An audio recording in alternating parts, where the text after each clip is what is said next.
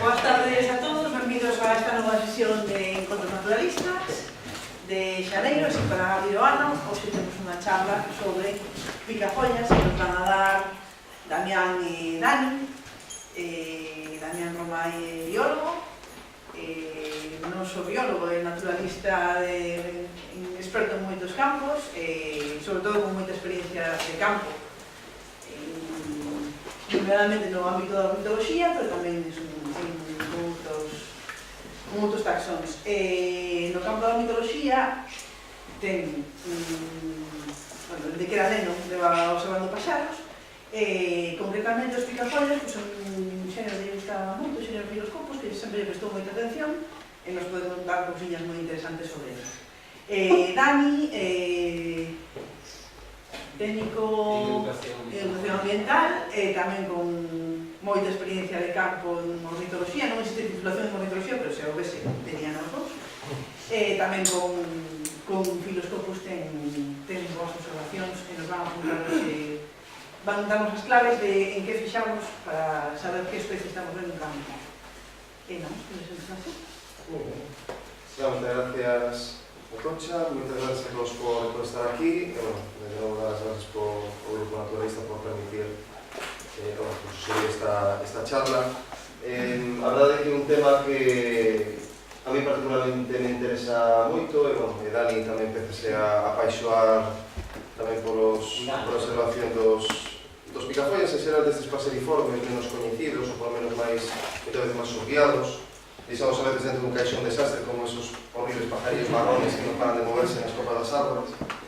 E tamén teño que subliñar que esa presentación non sería posible sen a axuda de Carla, que anda por aquí, tamén de Paco Rosende, que mandou algunhas fotos de aves, sobre todo capturadas en man, Pois vedes por que motivo, porque un vedes estudando as aves en man e vendo o que se chama fórmula LAR, despois explicarei o que é, acabas tendo unha idea moi precisa de que especies temos diante.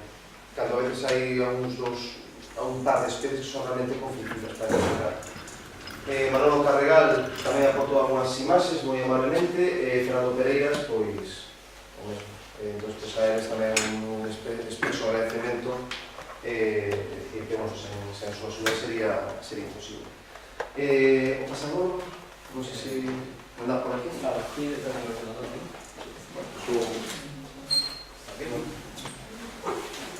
¿Lo pasan normal? No, estaba ahí. No sé si... ¿Qué? No, tú. Él estaba poniendo la... ¿Por qué me echáis a mí la culpa? Tengo otro ahí, sí. Espera que no, pues tiene que estar. Quedo con do pánico. Bueno, pues antes de nada, vamos a falar, dar unhas pequenas pinceladas de que é un grupo que ten especial complicidade. Isto que significa? Son moitas especies, son moi similares entre sí, e ás veces son o único que rasgos ás veces tan sutiles como o tema da voz, do tono, da estrutura da chamada, son realmente diagnósticos para identificar as especies. Para o tema da voz, precisamente, teño aquí preparado unha serie de lista de reproducción de reclamos, e tamén de cantos. Entón, isto ven a dar... A ver se engancha. ¡Qué tensión! Sí.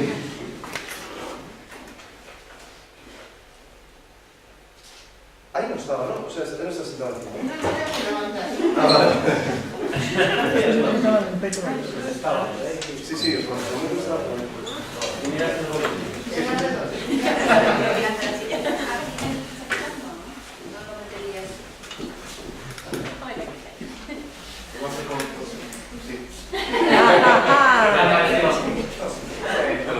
Muy bien. Te voy a hacer una maniobra rara.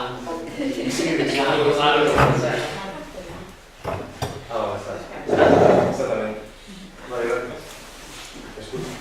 Mira, la culpa es entre mí. O importante é traballar por reclamos e canto. E antes de dar paso a Dani, que me vai comentar algunas detalliños sobre a súa experiencia, sobre todo fotografiando este xénero, que tamén é outro dos retos como fotógrafo de intentar obter imaxes, por exemplo, de especies como esta que está aí nese circulino, que é un picafollas de Bonelli, que estelamos que algo, que é unha especie realmente discreta, unha especie que é descoñecida, incluso para moitos observadores de aves galegos, pero que está presente en carballeiras e en outras masas caducifolias, sobre todo a zona máis térmica de Galicia, sobre todo a provincia de Ourense e sur de Lugo. Vamos dar datos de 4 especies que se consideran comuns e despois, aparte, de outras 4 especies e 2 especies que se consideran divagantes, de tradición máis ocasional.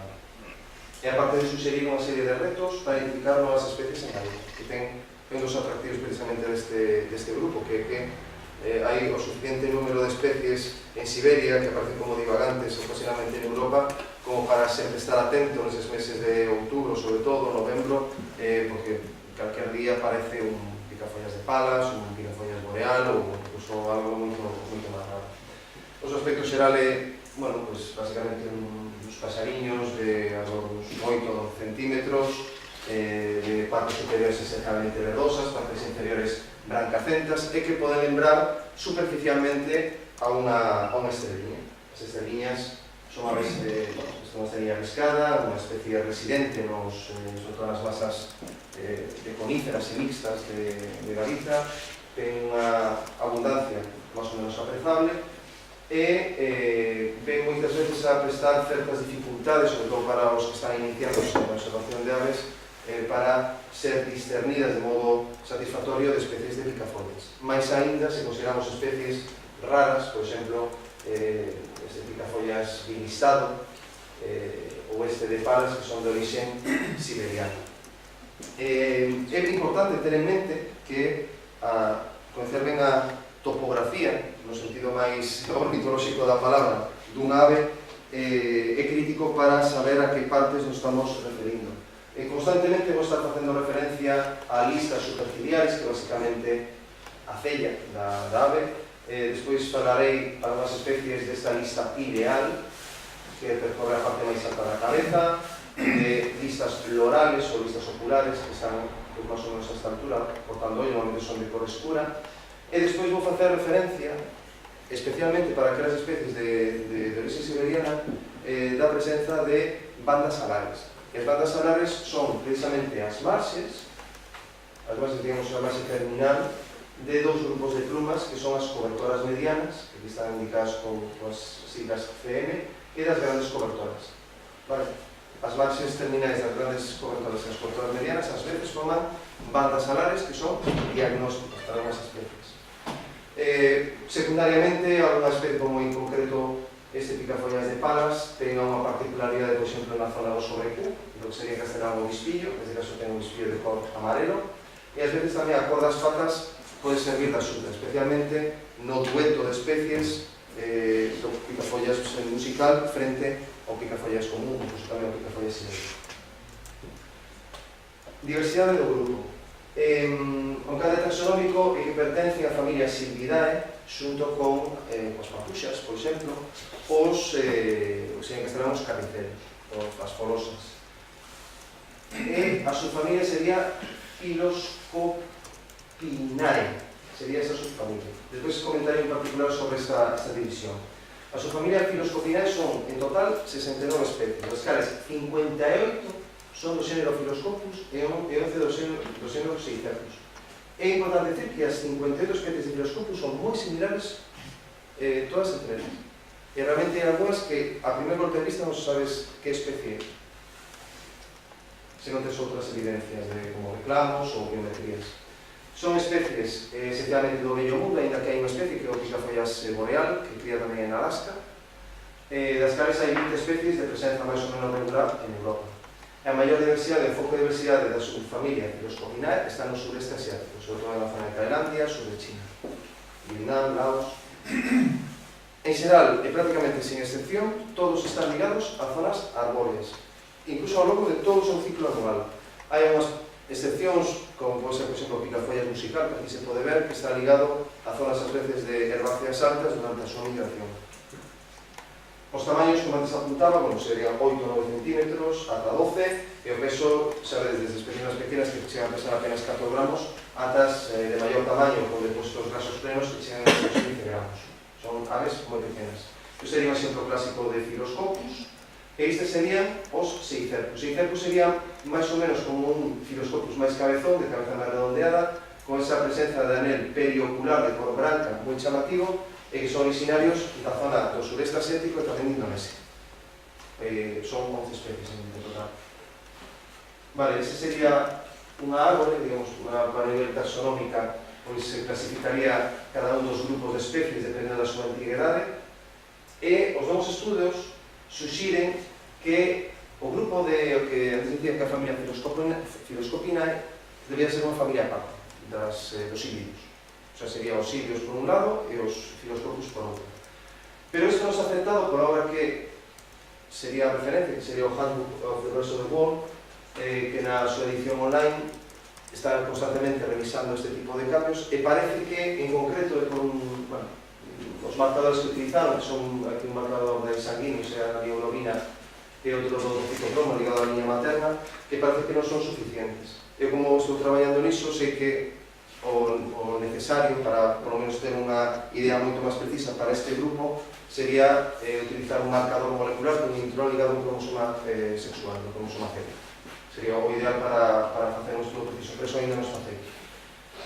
Esa sería a distribución do grupo dos Philoscopus e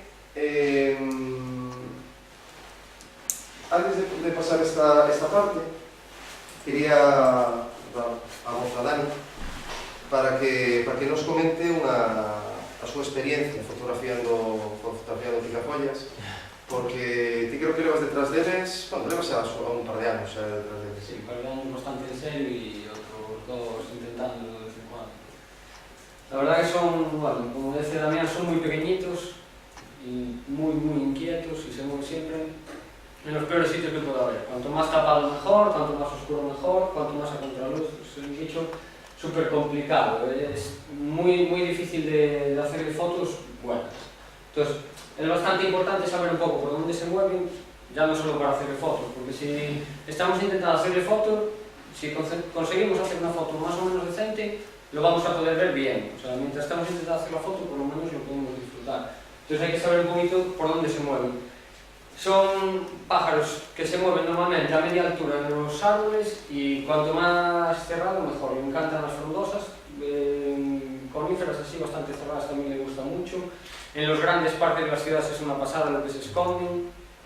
O sea, todos los sitios que sea complicado de encontrar un pájaro, ahí es donde están los mosquitos. Casi siempre hay que fijarse por el oído, porque para darlos visto se necesita bastante tiempo como para estar ahí. Y normalmente encima hacen la jugada de que hay 3 o 4, y dices, está ahí, no, está ahí, está dando vueltas, y tienes 3 o 4 por encima, entonces bastante complicado. Para hacer el foto, la verdad que son bichos muy bonitos, quedan muy bonitos cuando se consigue hacer la foto, pero realmente hacer una foto que quede bien, hombre, pues por ejemplo el musical en el anís, sí que ahí queda guay, pero poco más, el resto la verdad están aquí medio atravesados, con las alas medio abiertas, barriga, siempre. Sí, siempre barriga, tapados con ramas, casi todos tienen alguna rama, deben llevar así como una corona siempre pegada, entonces son bastante difíciles de hacerle fotos buenas. Lo bueno que tienen es que se mueven muy poquito, o sea, es un pájaro que está ahí, bueno, Margarito 3 es el ejemplo perfecto, lleva un mes en el mismo árbol, bueno, no se movió un poco, pero es un bicho que se echa un mes y pico en un carvalho en Santa Margarita, en medio de todos los árboles que hay, pues está allí en su árbol, no se mueve de ahí y siempre en los mismos sitios. Para alimentarse hacen siempre más o menos los mismos recorridos, van de ramita en ramita, saltando las hojas, entonces bueno, con cuestión de paciencia, mucha paciencia. Por ejemplo, el otro día que apareció en la torre, el de Hume, comentaba Fernando Pereiras que estuvo 4 horas y pico para darle hecho un par de fotos más o menos aceptables, son muy inquietos. Lo bueno es eso, que como siempre hacen el mismo recorrido y más o menos se mueven igual, una vez que se le pilla el punto, igual la foto no se la damos hecho, pero por lo menos sí que podemos disfrutar. Con los prismáticos se suelen ver bastante bien, son bichos relativamente confiados, están a poquita distancia, a veces es increíble lo cerca que están, no nos enteramos, solo lo escuchamos y cuando lo vemos, pero están muy cerca y como eso, como apenas aunque por cualquier cosa se asusten, se meten cañas y de vez en cuando entre ellos, no suelen alejarse, se mueven un poquito de lado. Por ejemplo, en esta habitación, vamos, daría para estar llena de ellos porque están ahí cada uno a su bola y se mueven siempre las mismas ramas. Entonces, bueno, es un poco la ventaja que tienen para pillarlos, que son así muy de costumbres fijas, son un poco cabezones, como le guste un pulgón, una hoja, está siempre. Después, otro tema importante es saber qué sitios son mejores. Yo, la verdad que lo intento en un montón de sitios. Una zona que me muevo bastante es por Ourense, es imposible ver uno bien, porque hay hectáreas y hectáreas de carballeiras, de sotos, sitios como xestas así grandes, con algún campo que otro, abedules, hay un montón de sitio, hay un montón de mosquiteros, pero están todos desperdigados, tienen tanto sitio que es imposible darlos a encontrar. Pero aquí en Coruña es una pasada, aquí también los tienen numerados, cada uno su nombre, pero es increíble en las ciudades grandes, por ejemplo, lo que mola. O sea, se saca un montón de partido en invierno, en otoño, invierno, cuando vienen, porque se acumula muchísimo en los parques que tienen árboles más o menos viejos. Se nota mogollón en Santa Margarita, cuando hay entrada, este año, por ejemplo, había un montón hasta 3 especies ahí en un momento, pero bueno, ya no solo los raros, por ejemplo los comunes, el mosquitero común o el ibérico, cualquiera de esas zonas así como parques o bosque de ribera, así en sitios que están más o menos degradados y hay un sitio bueno, es el sitio donde se van acumulando los pobres, claro, donde tienen un sitio bueno suelen ir todos. Aquí, por ejemplo, a mí un sitio que me llama mucho la atención, para hacerles fotos y para verlos es bastante fastidiado, Cecebre, pero para los ibéricos a mí me encanta, es una pasada, o sea, se escucha muchísimo, se escucha mogollón, entrar ahí en los bosques que hay así más o menos cerca del embalse y se escucha un montón. Yo creo que por aquí es el sitio para escucharlos el más fácil. Y después aquí todos los parques que hay en Coruña, los jardines, en Santa Margarita, en la universidad. En Vigo es curioso, en Vigo ya ni siquiera se meten a los parques, en los árboles que hay a lo largo de las avenidas y igual, o sea, tiene su rol, ¿no? Por eso también mola bastante, porque son difíciles de hacer la foto, pero están en sitios muy accesibles, o sea, aparcas con el coche de cerquita o sales andando de casa, no hay que complicarse. Hablando de ciudades grandes, ahora ya ámbito un poco más rural es bastante complicado pillarlos en un sitio en concreto, o sea, son pájaros que les sobran por donde moverse, a no ser que tengan mucho frío, que entonces ya no tienen comida y entonces ya se les fastidia el invento. Este año, por ejemplo, que hasta ahora no viniera así mucho frío, se nota un montón en las zonas que realmente no hizo nada de frío ningún día. Se están acumulando un montón de mosquiteros, porque sigue habiendo un montón de pulgones, así insectos pequeños en los árboles y la verdad que se están poniendo morados. Moscas, sigue habiendo muchas moscas y se ve un montón. Eso en Santa Margarita, hace un mes o así, estaba allí comiendo moscas y pulgones, una pasada. En otro sitio, por ejemplo en Ourense, que ya nevó hace un mes y algo, ya... Hombre, alguna aguanta, que de hecho ayer, o sea, hoy por la mañana había nieve y había algún mosquitero por allí que otros perdidos, pero bueno, esos son duros, esos deben aguantar todo.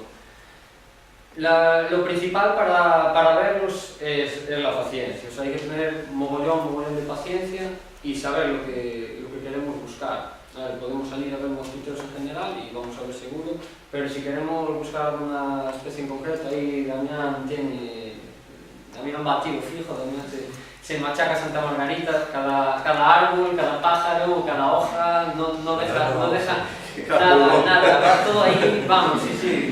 Le falta llevar los pulgones así en el bolsillo. No, la verdad que eso sí que funciona, lo de ir a tiro fijo y viene hay frío, entrar a los mosquiteros, vemos que por todos lados hay así un poquillo de movimiento de pájaro en general. Y pues a sitios buenos, eso, aquí en Coruña, Santa Margarita, y machacar y buscar y sobre todo escuchar los reclamos. Y al final algo va apareciendo este año, la verdad que fue muy entretenido y bueno, no puede parecer algo, pero la verdad que eso, insistir y sobre todo lo de los reclamos, es la clave. Nosotros ahí llevamos una pequeña lección hace poco, pero bueno, un poco más adelante cuento, con lo de los reclamos, es fundamental aprendérselos, o sea, bueno, aprendérselos, no hace falta que lo imitemos, ¿no? Pero sí que es clave para encontrarlos, sí que es una pasada saber qué es lo que está cantando, reclamando, ¿no? Hay en internet, en Xenocanto, por ejemplo, se puede escuchar canto, reclamo, se puede escuchar todo, se puede descargar. Entonces sí que muchas veces estás escuchando algo y no sé qué es, lo pones en el móvil y escuchas algo, ¿vale? Entonces, bueno, para comparar un poco, que a veces tampoco funciona, a veces engaña, porque los que están ahí descargados a veces puede cambiar, pero es clave. Es que yo creo que de los mosquiteros que puede haber en un sitio, eso, Santa Margarita es el ejemplo. De los mosquiteros que hay en Santa Margarita, yo no creo ni que se lleguen a ver la mitad, porque se escuchan bastantes más de los que podemos ver. Y aún insistiendo, este año con el bilistado que estaba ahí, que estar allí un buen rato, te das cuenta al final, te echas cuenta y dices, pues igual había 6 o 7 en el mismo Carballo y aún canta alguno más, o sea, aún había alguno más por allí, con el mismo árbol alrededor y no todos cantan, que hay los mudos también. Y luego los que cantan rarito la verdad que es un grupo que mola mogollón, son bichos que da muchísima alegría encontrar y cuando se les ha hecho alguna foto así, no sé, que realmente lo ves bien expuesto, sin ramas, la verdad que mola mucho. Yo, por ejemplo, una foto que me gusta, o sea, la foto es mala, pero el momento me gusta mucho, con un mosquitero papialbo en el estanque de carga este año, que llegó allí y se puso en una raíz que hay al lado del agua y se quedó perfecto. Desde la ventana de casa, la foto no vale para nada, la foto de cristal, pero la verdad que verlo así es un gusto, son pájaros muy chulos y si los podemos ver bien, la verdad que son muy llamativos, con lo pequeñitos que son bonitos, muy bonitos. A ver, no son de estos tropicales que tienen 20.000 colores, pero la verdad que son curiosos y la forma de alimentarse. Si podéis, pararos donde haya alguno y echar un buen rato, porque la verdad que mola un montón ver cómo comen. Yo creo que, ellos y los reyesuelos, que son así los más parecidos.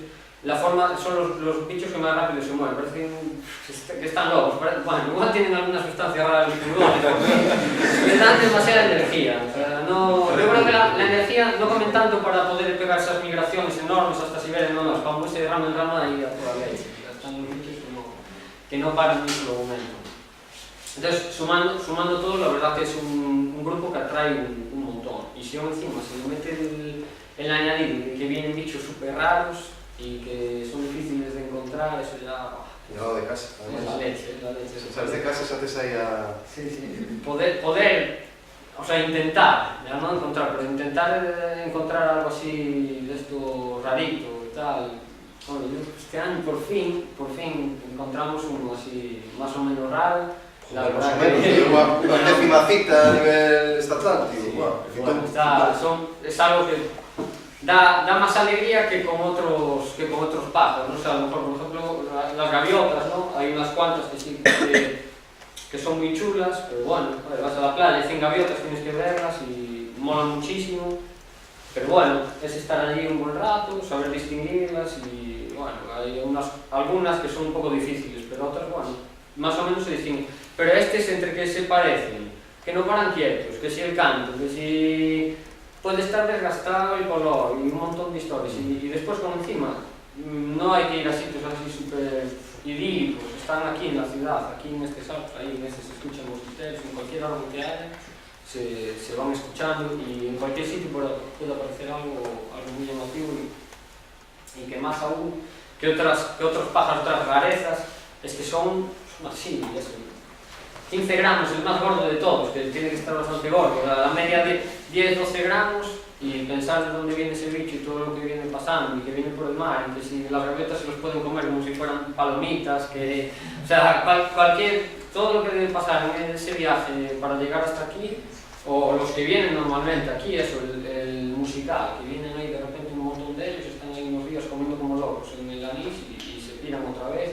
Y los recorridos que se van y lo hacen todos los años es una pasada, con lo pequeños que son y eso, que los ves que no tienen alas, como alas grandes como otros que son, bueno, se le ve un poco más de potencia para migrar, la verdad que es un grupo súper curioso y yo creo que bastante desconocido. Ahora empieza a mover gente, pero hasta hace nada la gente no no se paraba, yo supongo que porque eso, claro, coges todo tipo, estás todo el día siguiendo por arriba y al final no has hecho nada y dices, bueno, igual era una hoja que se estaba moviendo por el medio, pero la verdad que hombre, ahora mismo, este año yo noté un incremento de gente buscando mosquiteros de la leche, o sea, fue una pasada. Aparte de ser Bueno, especial también este. Sí, fue bueno, pero aún así es que fue un mogollón de gente, o sea, todo el mundo estaba ahí, mosquitero, todo el mundo fue encontrando, intentando y sobre todo eso, buscando muchísimo en los parques y en Vigo, por ejemplo, este año hubo un mogollón de gente buscando mosquiteros también. Aquí, porque está Damián metiendo el bici a todo el mundo, entonces bueno, la gente se va enganchando, pero en otros sitios que la verdad que no se para mucho la gente, este año está guay, la verdad que es divertido. Y cuando no, si no hay otra cosa, por ejemplo este mes, último mes, así que tampoco no había temporales como para que entraran aves marinas, ni algo así, eso, gaviotas, pero mosquiteros sí que había, aunque sean los comunes, siempre hay la esperanza de que por el medio puede haber algo. Como le explicó Damián, hay 40.000 y son todos iguales, le das 20 vueltas al mismo que esté ahí y dices, no, es un común, pero igual tiene algo ahí, porque parece porque hace así, y es cierto, porque, bueno, luego con los cantos lo veréis que hay alguno que tiene varias formas, o encima, que te marean, tiene un mogollón de miga, la verdad, buscar mosquiteros te da la vida, porque estás ahí en un parque sin moverte y echas toda la mañana entretenido, o sea, en 4 o 5 árboles. ¿Cuánto tiempo te lleva a ti mirar Santa Margarita? ¿Cuánto tiempo estás en Santa Margarita? Depende. Desde que entras hasta que sales. Depende, normalmente teño circuito fixo, pero normalmente unha hora de reloj. Unha hora é escoitando. Y por allá más o menos lo tiene controlado, como Os circuitos así en que árboles van a estar. como por el camino te despistes mirando por una paloma o algo, ya se te va hora y media, te pierdes el que... No, pero vou todo escoitando, non? Prácticamente non vexo, non me levanta a cabeza. Sí, la verdad Vou máis pendente dos cans donde se me ven un aire, ou donde piso ese tal. Las minas. Entón estou poñendo oídas e noto algo que discorda, para llevar que isto. Normalmente suele ser un carbón de garrapino está mal, normalmente, o 99,9%, pero con este margarito no, pero margarito. Claro, ese es otro tema, como encima no es que digas, bueno, pues está ahí el mosquitero y ya, y vale, encuéntralo, identifícalo. No, está el mosquitero mezclado con reyezuelos, con carboneros, con garrapinos, con capuchinos, y todos hacen el mismo ruido, porque llega un momento que todos hacen el mismo sonido, o sea, empiezan a hacer ahí cosas raras, entre todos se imitan unos a otros, se mueven todos igual. Son bastante vacilones, la verdad que... Este año con el margarito con el último, la verdad que era un show, porque el bicho se portaba y reclamaba el sol y estaba allí haciendo sus cosas. Ahora ya se ha publicado, normal. El bicho estaba ahí, se portaba, lo veías, lo escuchabas, pero porque era así, llegas a ser un poco más calladito porque todo lo que estaba alrededor estaba haciendo el mismo ruido, o sea, todos lo intentaban imitar, yo supongo que por envidia, ¿no? Yo también sé, que me miren a mí, había 5 personas haciendo fotos, claro, los carboneros allí a un lado y todos con el mosquitero, hombre, supongo que los... Esos torninos, cando poñemos o reclamo para ese estaba, os torninos imitaban o reclamo exactamente o clavaban. Sí, no, son... E deu, hostia, e de ¡Hay 3! hostia, cabrón, es tornino. Sí, la verdad que es un tema, no sé, tiene algo que engancha, la verdad que, bueno, como todo lo de los pájaros, la verdad, el resto de grupos mola mucho, pero los pájaros es lo que más tal, y yo para mí, gaviotas, limícolas y los mosquiteros están ahí, los tres que mola bastante, y los mosquiteros van cogiendo un mogollón de fuerza, la verdad que, no sé, por la dificultad que tiene y facilidad también, porque es eso, es lo más cómodo de buscar y lo más difícil de encontrar, tiene las dos partes que molan mucho, engancha bastante. Sobre todo, paciencia y eso, planificar bien dónde pueden estar. Pueden estar casi en cualquier sitio. Por ejemplo, que decía Damián antes, ¿no? Que son así masas forestales. Es muy curioso, ahora estas últimas semanas de bastante frío por allá por Orense, se están metiendo en mogollón de mosquitero común, los pocos que quedaban, ya no están en los árboles, están metidos en xestas cerradas, en unas xestas enormes y se alimentan en los árboles, pero según pueden se esconden allí dentro para no morirse, supongo, de frío, porque no sé cómo aguantan. Entonces, hay que ver, porque cada sitio cambia, hay en algunos parques que van a unos árboles, hay en otros que otros, por ejemplo, este que estaba en el Carballo seguido, pues Pues el año pasado no estaba, el otro no estaba en Carvalho. La verdad que hay que hacer mucho de libreta, hay que hacer planos ahí con el compás, estrategias, ahí pensando en atacar. Bueno, que tiene una libreta ahí, vamos. No, la verdad que sí, hay que darle vueltas, pero no sé, son agradecidos. Por lo menos se te ponen a cantar encima. O igual para vacilar, también tiene que ser. Bueno, te dejo seguir explicando. O que Mira, comentas perdón un momentillo, ¿podría hacer unha preguntilla? Sí. Como sabes que, pues, Sí, bueno, en tu caso te está justificado, sí. mira, que como sabes temos este proxecto de... Bueno, é un proxecto que acabamos de presentar, ¿no? Sobre a biodiversidade ligada ao espacio agrario, sobre todo o que son as sedes e os muros, os peches que hai nas fincas, ¿no? Toda esa... Fixo un estudio a Fundación Juana de Vega desde o punto de vista paisaxístico, pero ahora en este proxecto onde estamos nós se vai a mirar que especies ou que biodiversidade está asociada a esas sedes. Por eso me gustaría saber si en ese hábitat de lindeiros, de peches de fincas, que si tamén é un hábitat interesante de manter para este grupo. Sí, sobre todo con picafollas ibérico, con especie nidificante. Pensar que é unha especie que é endémica do sureste de Europa no noroeste de África, ten unha distribución relativamente pequena, de menos de medio millón de kilómetros cuadrados. Bueno, non creo que sea con medio millón se non se considera endémica, por lo menos creo que é distribución restringida a nivel global, pero desde unha xoia faunística a nivel mundial. E sabemos que das principais poblacións do mundo está precisamente na zona de mosaico para o silo pastoral galego, precisamente, ligado a pequenas carballeiras, sedes, a este, bueno, digamos o rural galego, a estes carballos aillados, onde están, sobre todo se están preto de regatos e preto de zonas húmedas. Entón aí xa se cadra o círculo, xa ten un hábitat óptimo. Gracias. Ahí en Cospeito sí que se nota mucho de las sedes. De hecho, pasamos hace unas semanas por allí y cortaron en varios sitios. O sea, unieron un par de fincas y cortaron unos árboles y en otra cortaron una silvera ras. Y sí que se nota, o sea, todo campos y una hilera muy pequeña de silvas que quedaba por allí y sí que hay algún mosquitero. La verdad que en esos sitios sí que les da la vida. Algo de sedes sí que viene, hombre, mejor que haya un regato con árboles, pero sí que se nota. Son los únicos sitios donde se meten por zonas así. E xa profundizando a nivel de especies, cales serían as máis apetecibles ou máis que favorecerían que serían mellor hábitat, así de carballos ou lindoeiros ou salgueiros? Para este grupo en xeral. Para este grupo en xeral. Para este grupo é que realmente o uso dese tipo de hábitats depende da época do ano. Se para a cría, ese tipo de ambientes na zona rural galega está sobre todo ocupado polo picafollas ibérico. A verdade é que na zona de Ourense tamén ese tipo de hábitats se mete algún picafollas tamén de Bonetti ou papialgo, en que os papialgos prefiren outras zonas máis forestadas, en laderas térmicas moitas veces accidentadas, sen moita sebe, outro tipo de hábitat.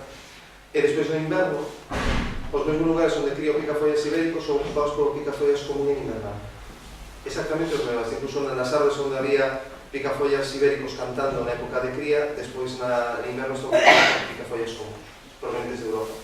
E a veces tamén en migración, bueno, por menos con un hábitat secundario, os picafollas musicales tamén se pode ver algo aí, pero de modo moito máis anécdota.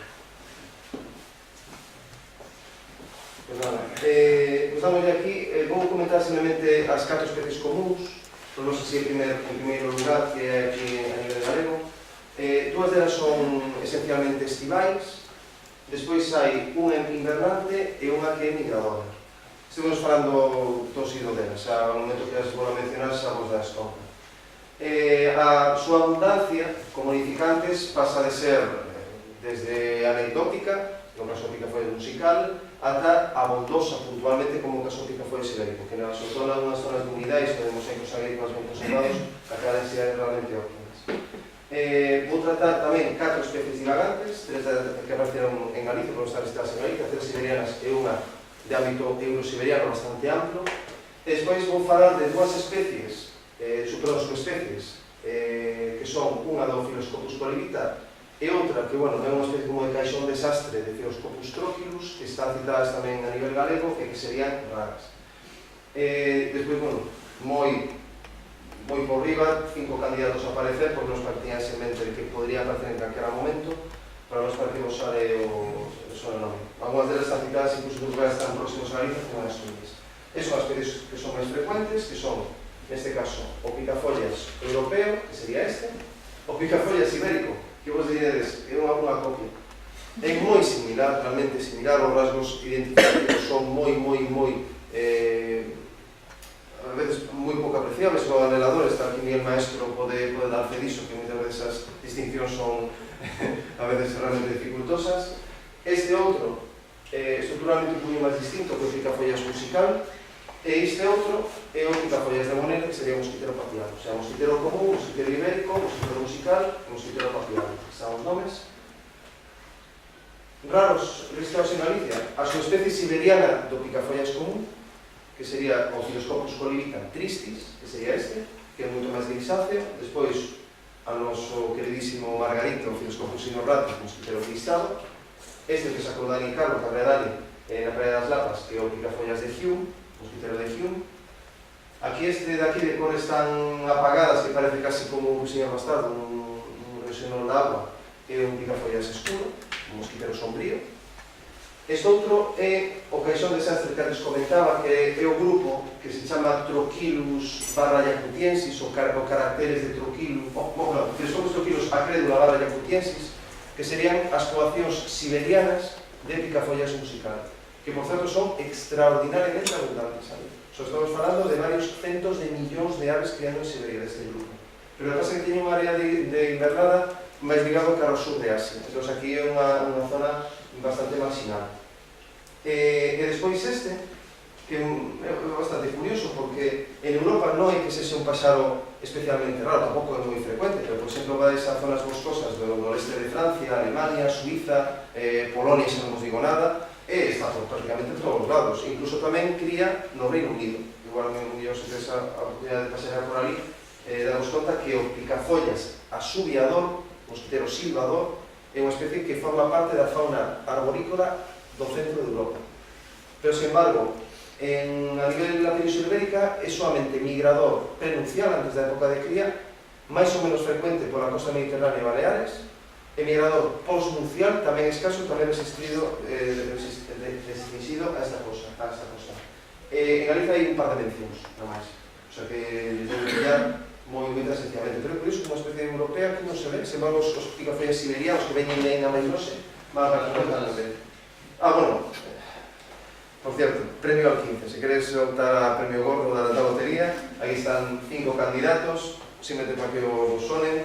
Picafollas de Palas, que é esta auténtica xoia, esta delicia, que ten con particular unha lista pilear amarela moi notoria, lista superciliar amarela moi notoria, doble bandalar como picafollas de listado, pero sobre todo a mitra o sobrecú de cor amarelo.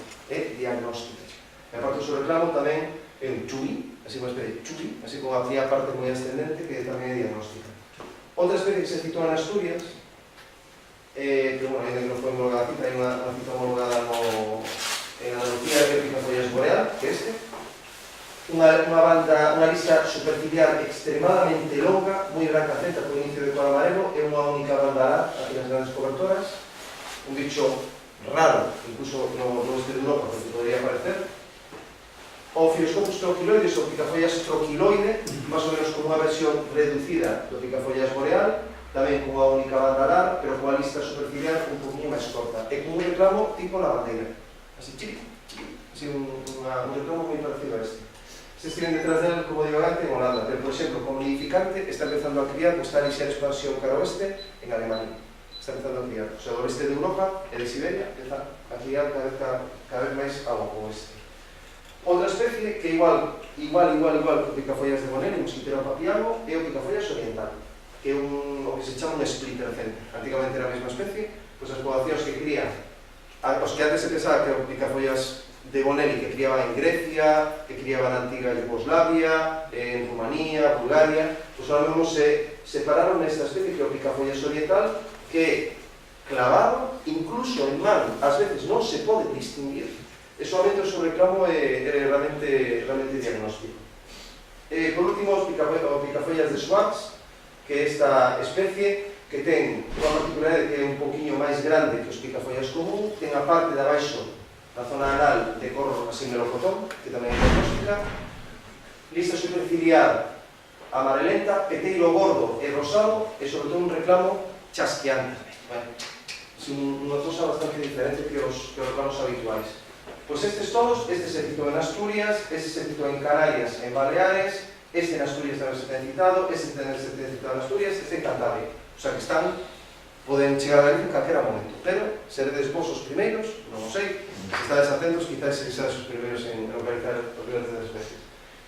O picafollas común, este sería, se tivemos que nombrar un paxaro paradigmático do grupo dos filoscopos en Galicia, sería o picafollas común, por ser o máis, o de maior difusión e de maior abundancia, pero non é nidificante, ou polo menos, sí, bueno, nidifica, pero non en moitos sitios. Pero, sin embargo, para aprender, por lo menos para ter certa familiaridade, entón, se saídes agora ao campo, por lo menos de telo en mente, porque está presente en parques, está presente en xardíns, está presente en árbores caducifolias en avenidas, está presente preto de unidades, está presente en mogollón de hábitats con cobertura arbórea. Sobre todo se están preto da auga e teñen fontes de insectos máis ou menos constantes. Entón, por exemplo, hai cosas absurdas, como por exemplo, se hai un regato totalmente saturado de contaminación, cheo de lama, empeza a haber algo de podremia, empeza a haber aí insectos, estes bichos les encanta ese tipo de ambientes. Entonces, a veces te ves buscando picafollas en lugares destartalados, sucios, malorientes, pero sin embargo están esas ideas de depuradoras, de repente empiezan a aparecer aí un mogollón de picafollas porque van onde hai a comida, biomasa, en este caso, os insectos. Non ten nada, como vedes aí un paseo de cor marrón. Igual que todos os outros. Igual que todos os outros. Non ten nada. Bueno, pois en Galicia é abondoso entre outubro e marzo. Está presente en toda a Galicia, especialmente en zonas subidas. E tamén, curiosamente, con respecto ao litoral e ao interior, hai certo sesgo, hai parece que maior densidade de picafollas como cara ao litoral que pelo interior. No interior únicamente sin vales de ríos, en alguna zona unha depuradora así cotosa, ríos sí que hai, pero en xeral na costa só haber animais. A veces incluso se alimenta, tío, isto comendo, os insectos que están, cando quedan algas deitadas na praia, se poden hacer, están a veces os picafollas, sobre todo ese cobertura arbórea cerca, están indo aí a comer.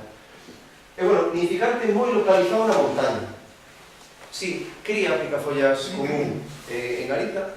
Curiosamente, datos de niños, de nidos e de polos, penso que debe haber un ou dous a nivel galego, o sea, será son machos en época de cría cantando como locos e defendendo territorios, eso supón que está criando ali. Pero, bueno, ainda hai un gran descoñecemento sobre a población reproductora de picafollas común a nivel galego. Eu tiños visto en época de cría, en varios puntos, sobre todo a montaña de Lugo, pero, bueno, que pasa, por exemplo, hai algunhas citas no Río Miño, tamén, son cerca de Ourense, en pleno mes de xuño. Esos bichos serían reproductores, en teoría, pero, bueno, habría bastante que cortar. Desde logo, é unha población moi reducida, de menos de 100 parellas, seguro, incluso un par de dúcias, sería o sumo da población edificante galega desta especie. A mellor detección sería para detectalo o reclamo, porque este pasado pasa moi desapercibido. Como non reclame, moitas veces está na copa das árbores e a non ser que estés atento vendo movimentos, pasa desapercibido. Pero se eu reclamo, que vou poñer aquí, que sería, digamos, o primeiro da serie de reclamos, a ver se explicarán.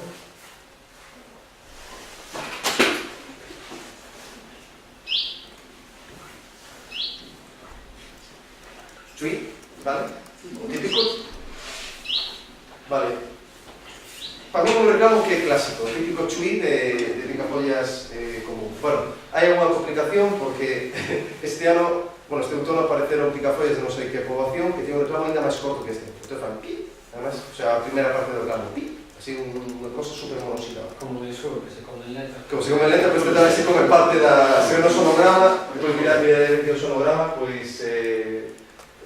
se queda así máis corto. Despois, é curioso que, ainda que non estén criando, empeza a cantar a veces en pleno inverno. Este ano empezou a cantarse a finais de decembro, pero é habitual ahora, a pouco que salga unha rayola de sol, e de nos árboles onde estamos picafollas, de repente, sobre todo de mañana, algún se pone super aí a tope de hormonas e empezan a cantar. E o seu canto É moi fácil de recoñecer, porque é idéntico ao nome en inglés desta especie. Esta especie en inglés chamase chiff-chaff. Entón, como será o canto desa especie? Chiff-chaff, chiff-chaff, chiff-chaff, chiff-chaff. Entón, se non me crees... No, mas ya foi así. Claro, claro. Entón, vamos a escutar o chiff-chaff.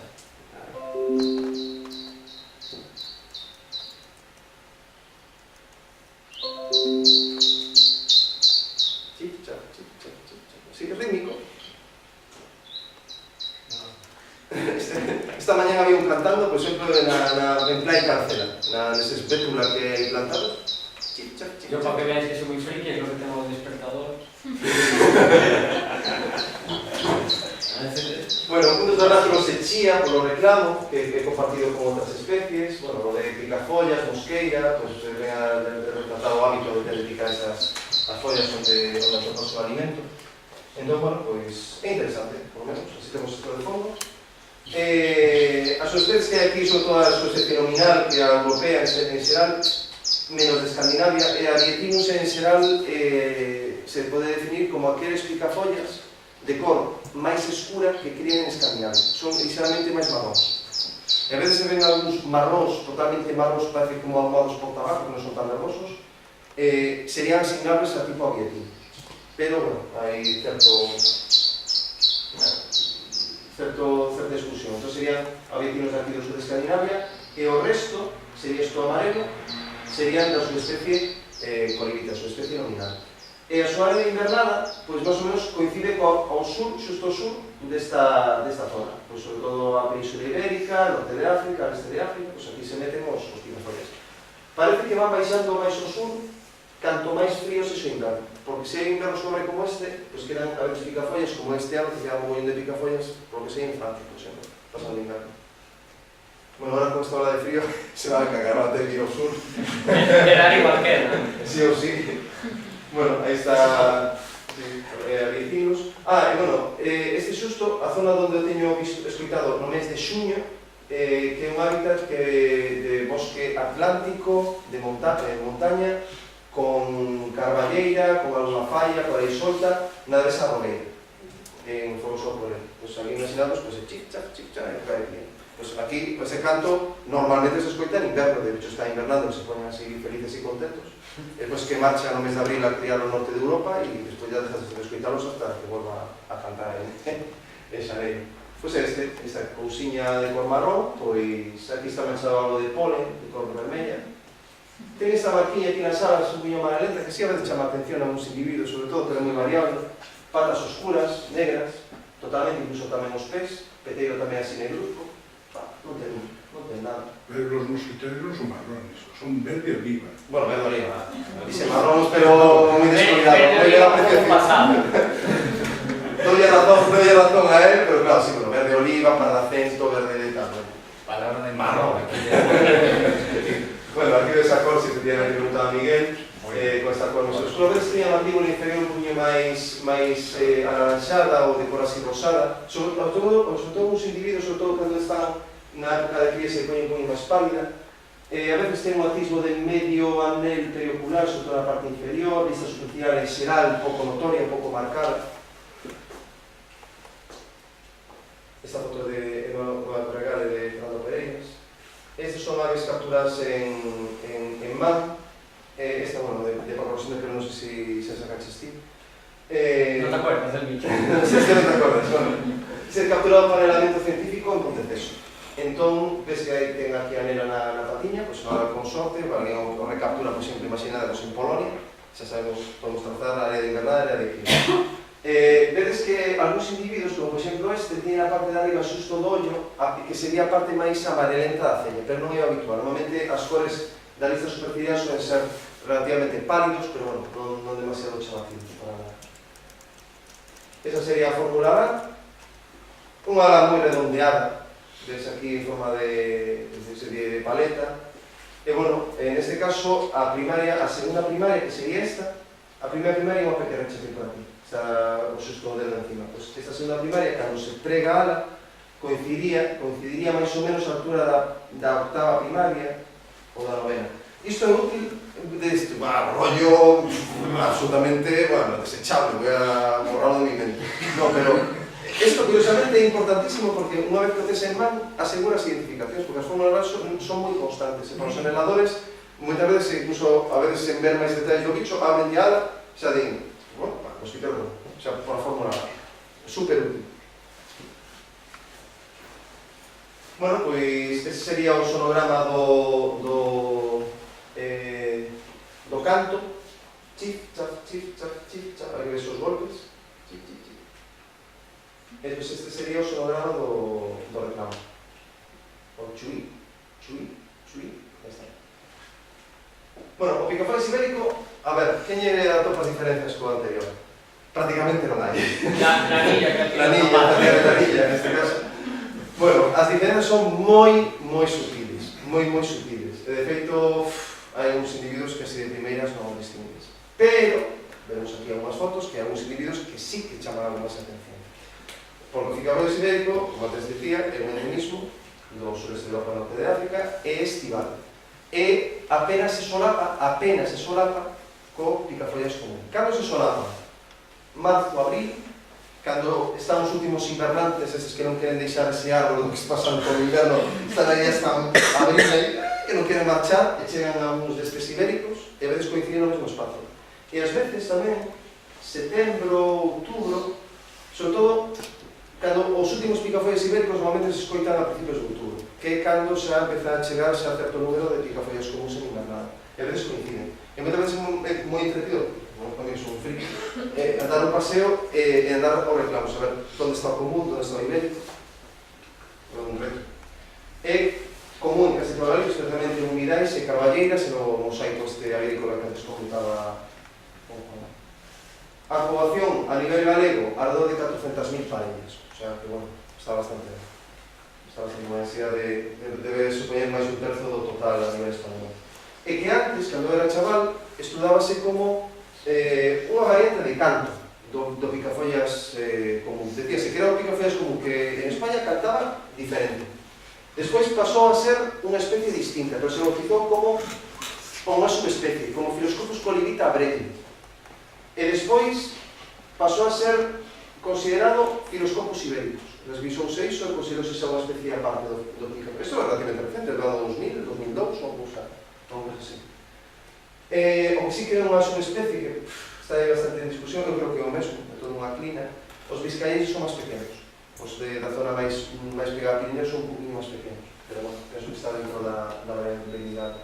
Esta sería a distribución. E bueno, sábese moi curioso, Miguel Maestros seguro que sabe decir algo máis, que por as áreas de invernada, por temas de isotopía, que tamén hai uns estudos con esta especie moi interesantes, que claro, ali unha vez que estás aí en África, en inverno, sen cantos nem nada, prácticamente imposible de distinguirlos.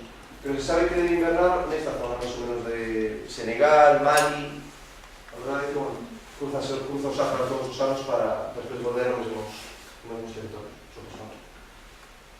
Un hábitat clásico, pero absolutamente clásico de Philoscopus ibéricos, a rovas de Río Caldo Pedroso, pero tamén as zonas agrícolas e todas as demás. Bueno, individuos como este, hombre, ya ves tú, sí, bueno, máis blanquito, máis amarillito, a cella ser toda amarillita, xa empeza a ter aquí os tonos máis vivos, máis alegres, por aquí por a zona dos flancos, as patas en xeral un poquinho máis claras, o peteiro máis claro, xa empeza a ter aí un rollito en plan máis porcelana, máis clarito, pero non é todo tan evidente, porque isto tamén é un ibérico. Entón, bueno, vale, bueno, parece que ten as patas un poquinho máis claras, parece que ten o peteiro tal, pero así de primeiras non podes aseverar. Pero esperas a que reclame o que cante. O canto e o reclamo son diagnósticos ambos, pero absolutamente diagnósticos. Hai que ver esa variabilidade que hai. En man, fixaderos, isto é un ibérico e isto é un colibrí. Vale, os tamaños que podo asegurar normalmente non suelen ser tan sós, pero posiblemente este poda ser un macho, este é unha femia de colibrita, entón as femias son máis pequenas, os machos. Entón por eso que este parece máis grandón. Pero bueno, este tono non é para nada raro, que teña este tono tan grisáceo, tan limpo. E, sen embargo, o tono oliváceo, claro, do Philoscopus colivita é ás veces máis apagado, máis triste, por decirlo de alguma maneira. Se te los ponen así siempre, acepta siempre. Sí, claro, sí. Ese tamén, bueno, hai unha cosa que me chama a atención, que aquí se ve nesta foto, que cando canta o bicho, parece como se a garganta se aillara do resto total e fora máis pálida, como unha garganta pálida. Que algúns exemplares, cando estás vendo os prismáticos, en vez de estar a cantar, se a garganta máis pálida. Pero bueno, unha apreciación bastante subjetiva. A banda, a fórmula LAD, aquí a vedes, en xeral, a P2 é un poquinho máis longa que os copos Colibrí, un poquinho máis longa. O sea, que daría unha impresión como ala un poquinho menos redondeada, vale? Se a P2 cae entre a P6 e a P8, ala un poquinho máis, pero bueno, unha cousa que con isto pode significar non todos os casos, solamente unha parte dos individuos. Entón está, bueno, hai que collerlo con certas pintas. Bueno, pois vamos a escutar aquí o canto, vale? O canto do Filoscopus Ibéricus é parecido ao que empeza igual. Despois ten unha floritura final. Empeza chif, chaf, floritura. Chif, chaf, floritura. Así está a verdad?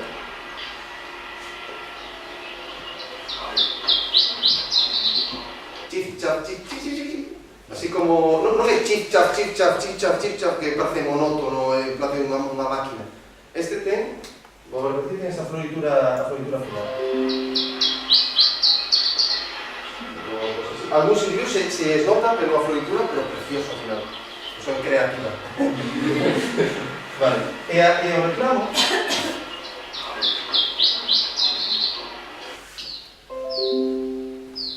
Parece que ten penita o pobre. Outro máis chui, así en plan alegre, en plan como se llamaras, colivita, dice, yo, así en plan chui. Este en plan de, bueno, sin un rollo máis... Estas son reglas demotécnicas, así en plan de particularidade con el que yo, así máis predisposto. Este máis tristón, decaente, outro, as cousas que teña o inicio máis... Aí está. Filoscopus Ibéricus. Deste tens que comentar a ti algo destas dúas especies, deste dueto, a tua experiencia con eles? Porque canto, para diferenciar es eso. Bueno, por lo reclamo, claro. Canto, escuchar, ya veis, que son todos exactamente iguales, no cambia nada, no, ni la mano, ni son, al final son muy parecidos. La verdad que les gusta muchísimo ponerse lo más alto posible. Sí, para cantar. Y a mí, por ejemplo, cuando se pone a cantar me recuerda un poco a un zarcero, la forma de estirarse es más así, no sé. Como... La postura de canto. Sí, no alto de la cabeza para arriba y... o da garganta. O da garganta, a mí me ten chamado a atención unha vez de poñerse tanto, o no facero chama a atención a da garganta blanca. Es más fácil hacer fotos al ibérico que al común. Se suelen poner más visibles cuando cantan. Bueno, poño aquí en valor un traballo feito por xente do Grupo Naturalista Hábitat para entender, neste caso, a muda da especie, porque xa digo, unha especie recentemente separada, declarada como válida, e da cara ainda falta moita información. O sea, ainda se poden facer estudos superinteresantes. Bueno, picafollas musical, terceira especie común en Galicia, pues aquí sabemos un picafollas un poquinho máis colorido, máis amarillito, un poquinho máis grande. Sobre todo, máis largo. O sea, a palabra é que é un bicho máis longilíneo. Este exemplar, curiosamente, ten as patas oscuras, pero normalmente as ten rosadas. É un bicho que ten as patas normalmente rosadas, pero algúns individuos como este, sobre todo adultos, parece que máis tenden a ser máis adultos, ten a veces as patas máis oscuras. Bueno, é esencialmente un visitante post-nupcial, despois da época de cría, de agosto a outubro, vale? E tamén se ven algúns en abril, pero non todos os anos, é moi variable de un ano para outro. Sobre todo, cando hai ventos do leste en abril é cando se ven máis. Curiosamente, no Mediterráneo é o revés. O paso gordo en primavera, en abril-maio, enchese Baleares, enchese Valencia, Barcelona, os parques de picafollas musicais, e van no outono, hai un poquinho, fan un lazo para migrar a África. Van en outono, van máis polo litoral atlántico, e volven en primavera polo litoral mediterráneo. A cría esporádica, e hai evidencias de cría se van en octubre del ano 2000 en Tourén, que non é Galicia, pero como se fora, porque queda así xusto, está a 3 km de Galicia por un lado por outro, na zona preto do Parque Natural da Praia da Xeres, do sureste. Escoitaronse bichos en Egueira de Muñiz, en Ancares tamén, a un exemplar, pero no mes de maio poden ser a en paso. Entón, non sei, a verdade que é unha cousa como constatar. E o hábitat de cría para os dous casos de zona de Torrent e Torrent era rodado por un cifolio, o sea, máis ou menos o que podría esperarse tamén para o picafollas o colibita, que les comentaba. E en migración aparece, moi curioso, moi ligado a estes dous tipos de hábitats, as salgueirais e, sobre todo, os fiunchos, os anises. É increíble, a veces é increíble, tens un campo de anís en zona lunar ou no borde dun camiño, sobre todo na faixa litoral, que é onde máis densidade hai de funiculum vulgar, e a veces sobre o 20 de setembro é sorprendente, porque está constantemente, das o paso 1, 2, 3, 4, 5. E sales deses fiunchos e non ves ningún. Ou, bueno, se hai un sauce así, a mellor está por ali.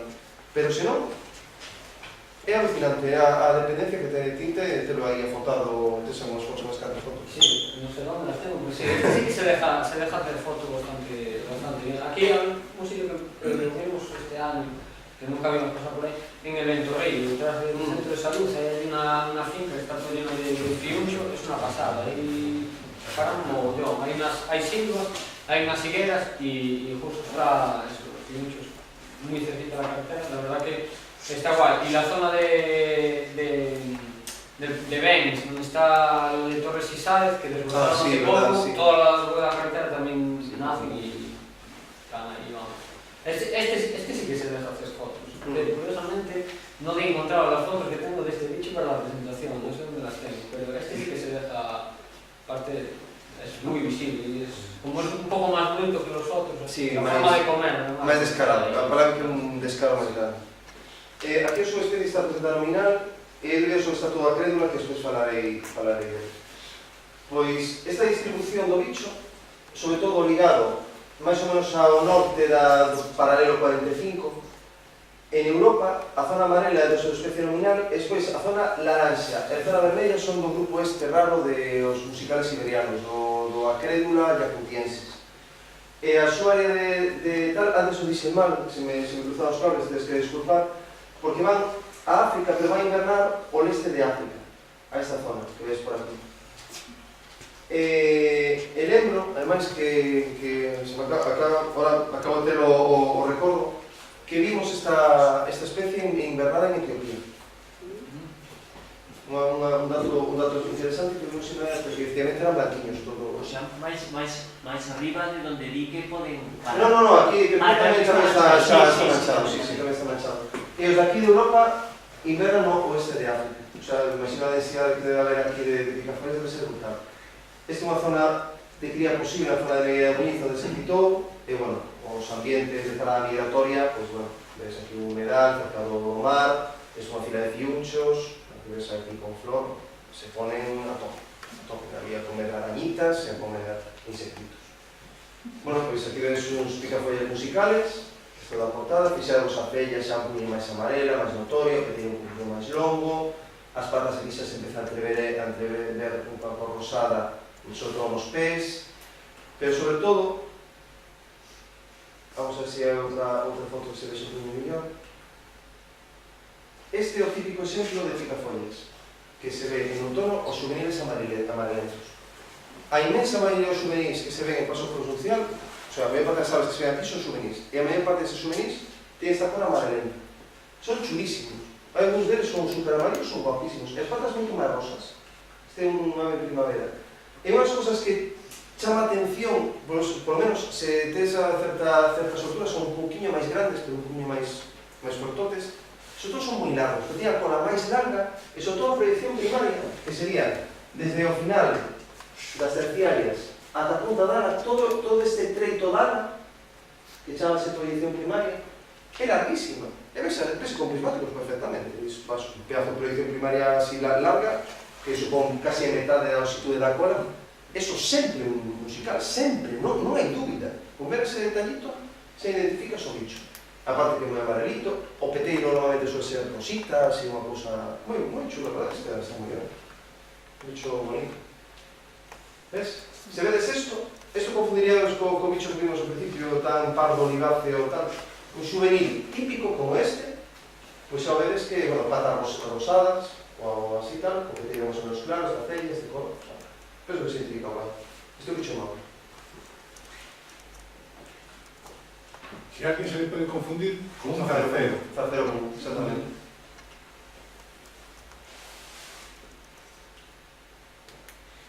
A ala é moi apuntada, non é tan redondeada. Ten a P2 super larga. A do colibita, aquí no subtítulo, debe ser a metade desta casi.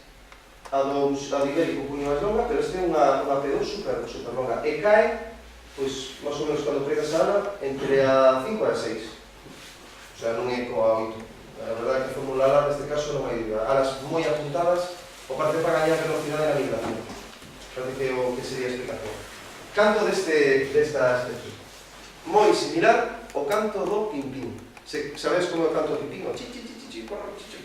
Pues, máis ou menos pode recordar un poquinho esa explosión de enerxía.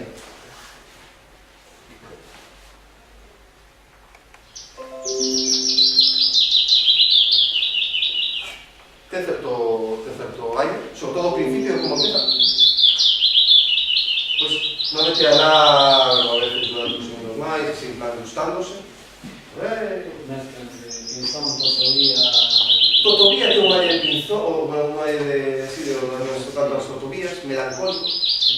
Bueno, o que non se sabíades que esta é a pesadilla dos paxareiros en verán en Escandinavia, aparte do posible. Porque hai unha cousa que é que en Escandinavia este paxaro é extremadamente abundante. E ás veces tes nun espazo de 1 hectárea do tamaño dun campo de fútbol, podes ter máis de 10 machos cantando, ou 20 machos cantando. E forma unha barreira auditiva, cando están cantando como auténticos posesos durante toda a temporada de cría, e intentas localizar onde está o mosquitero boreal en el medio, e non podes, literalmente non podes, porque estás abrumado, porque como se houbera unha obra con un martillo pilón ou cosas pasando, entón forma unha barreira auditiva. Entón é unha pesadilla. Tenme comentado colegas que estuveron en Finlandia e buscaban o mosquitero boreal, que é unha pesadilla, dicía, los putos musicales, amigos. Puto musical, está por todos lados. O sea, aquí te socando, estruturado canto, así máis tipo pim-pim. E o reclamo super alegre, isto ya é a felicidade absoluta de la llegada da chegada dos musicales cando chegan en agosto.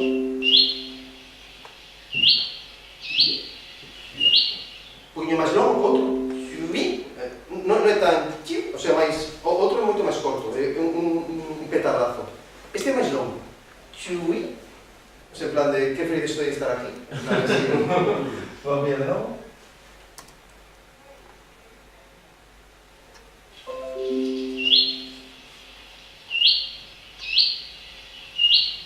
Chui. Así prolongado. Chui. Esta prolongación, o feito de que sexa alegre e sexa prolongado, fai diagnóstico a veces en primavera, cando aparecen os poucos exemplares que hai en paso pronunciado, a detectarlos. Porque se non fora por este reclamo, chui, moitas veces pasarían super desapercibidos. Esta cousiña, esta boliña tan bonita, de cor máis blanca, máis gris, e coas alas verdosas, é un picafollas de Monel. Este é digamos, outra linaxe de picafollas. Este é un tipo de picafollas moito máis pálido, máis diferente que os típicos cores pardacentos que máis ou menos son dominantes no resto. E sobre todo chama aquí moita atención como a cara é realmente pálida, toda a cara está pálida, está o ollo aí ollado que nas guías comenta aí non sei se nesta, comenta que como un grano de pimienta, el ojo es un grano de pimienta na cara. O picafollas de Monel é estival, chega en abril e marcha en setembro. Está presente sobre todo en caballeiras en a isla de Quercus Pirenaica, de Cerquiño, na zona mediterránea do país. Sur de Lugo, Ourense, excepto o extremo este, a zona do Río Verdade que escasea, é moi raro no resto. Hai unhas parellas, por exemplo, teño visto criando, por exemplo, na parte da dorsal galega, cambio de hábitat e tende a buscar bosque mixto. Entón, eu teño visto unha familia deles no Monte Faro, en Rodeiro, alto, moi altos, e hai unha familia deles. E despois tamén na Serra da Cova da Loba, tamén se ten visto algúns, parece que ali busca mestura destes tipos típicos que hai de alto de monte, piñeiros, incluso medio canicos con un carballo, ese é aí, pero pode ser de baixísima. Non sei por como se llama. Non moi numeroso en xeral, quizás a población galega se xa de menos de 10.000 parellas, probablemente. E ten un vernáculo na zona se chamalle Tuisa. Despois veredes por que se chama Tuisa. Actualmente non ten subespecies, por porque antes orientalis era a subespecie desta, pero bueno, se quedaba por Grecia, Albania e demais por unha especie aparte, pero xa non vou falar. Ora hai un endemismo, sabedes, do suroeste de Europa, Italia, norte de África, e inverna máis ou menos na mesma zona que invernaba o ibérico.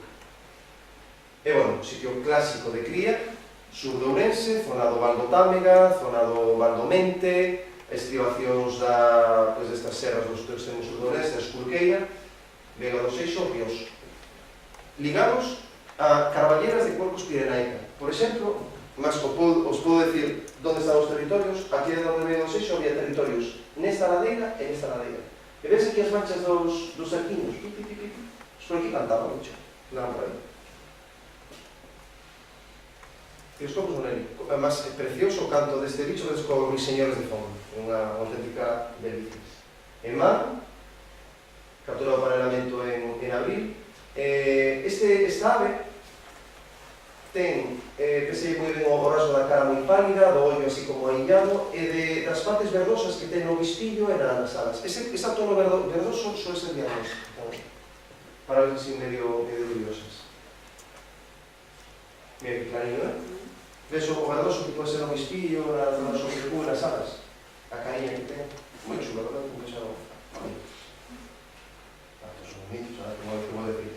Contame, como sacaste esta foto?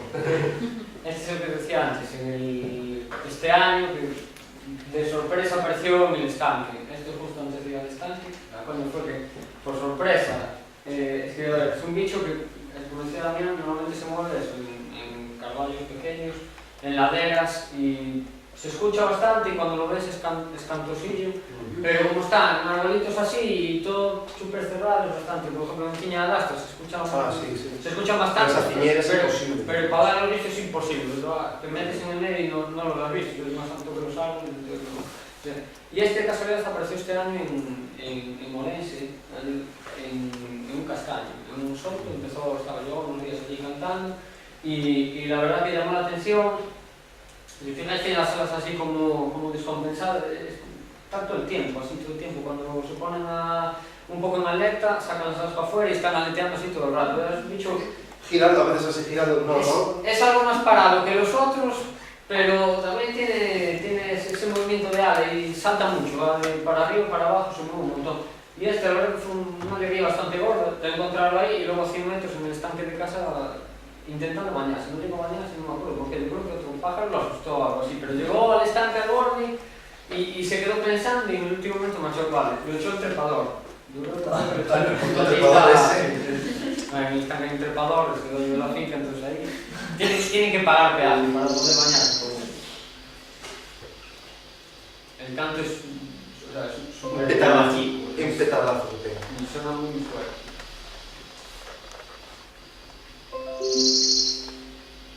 Si recorda un pouquiño o escribano soteño, para escribir como... Un brillo gordo.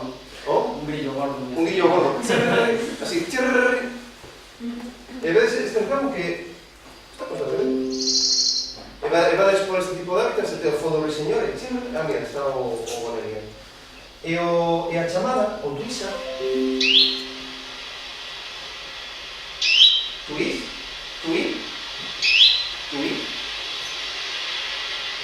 O tuís.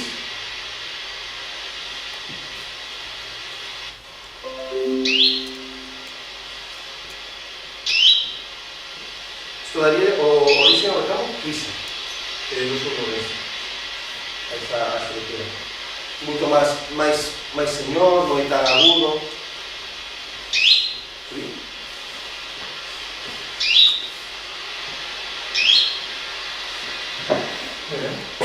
Bueno, pues vamos agora xa a falar de bichos raros.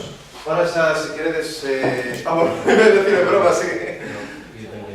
Bueno, iba a decir de broma, decía, ahora se queredes xa aprendeche de so máis común, ahora de lo raro xa podíades. Pues nada.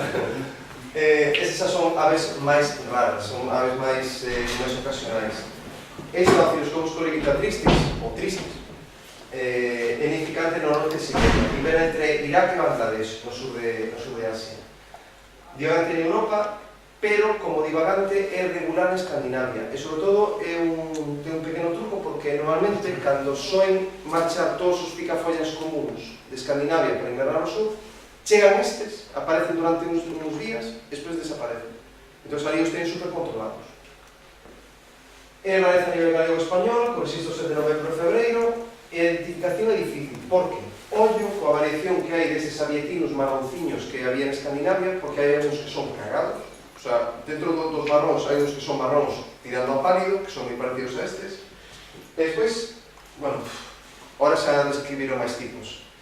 Cando eu era chaval falábase dos fulvenskins, que eran transicións entre colibita e tristis, ahora xa se falan dos estonianos, que parece que en Estonia, sobre todo na parte leste, en zonas de coníferas, que crían bichos moi iguales que tristis, pero que probablemente sexan colibitas. Colibita, o sea, non habitimos. É un pisto, o sea, algo pasado.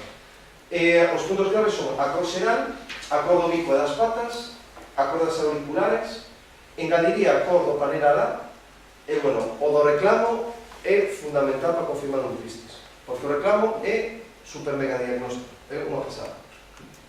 Ves que constantemente estou facendo fincapé no importante dos reclamos. Aquí temos un mapa da distribución do tristis e a área invernada. É un tristis capturado panelamento. E xa de primeiras decides vos, buah, super apagado, non ten nada de amarillo. Bien, vamos por o camino. Se esta foto estuvo moi máis clara, veríamos o panel verdoso, que recorda algo o picafollas de Monelli que acabamos de ver, pero despois vamos a ver máis detallitos, como que postos codo con codo, damos conta que é super pálido iso. De feito, eu penso que se pode confundir antes cun Monelli que igual cun colibita. Eu creo que é un Monelli, pero se recordades un Monelli que era ese grande pimenta negra no medio dunha cara, este xa ten a zona da lista ocular escura, ten lista superciliar, ten as auriculares de cor máis ou menos así ahumado, o peteiro negro, totalmente negro, o outro Monelli que é o peteiro rosado. E, bueno, despois por tallas, sí que é verdade, de media un poquinho máis pequeno, un poquichino. Pero, bueno, este colibita é de tamaño XL tamén. Está chamando a atención hasta aí. Parece un cetio. Un cetio, se non ha pasado. É unha auténtica animada.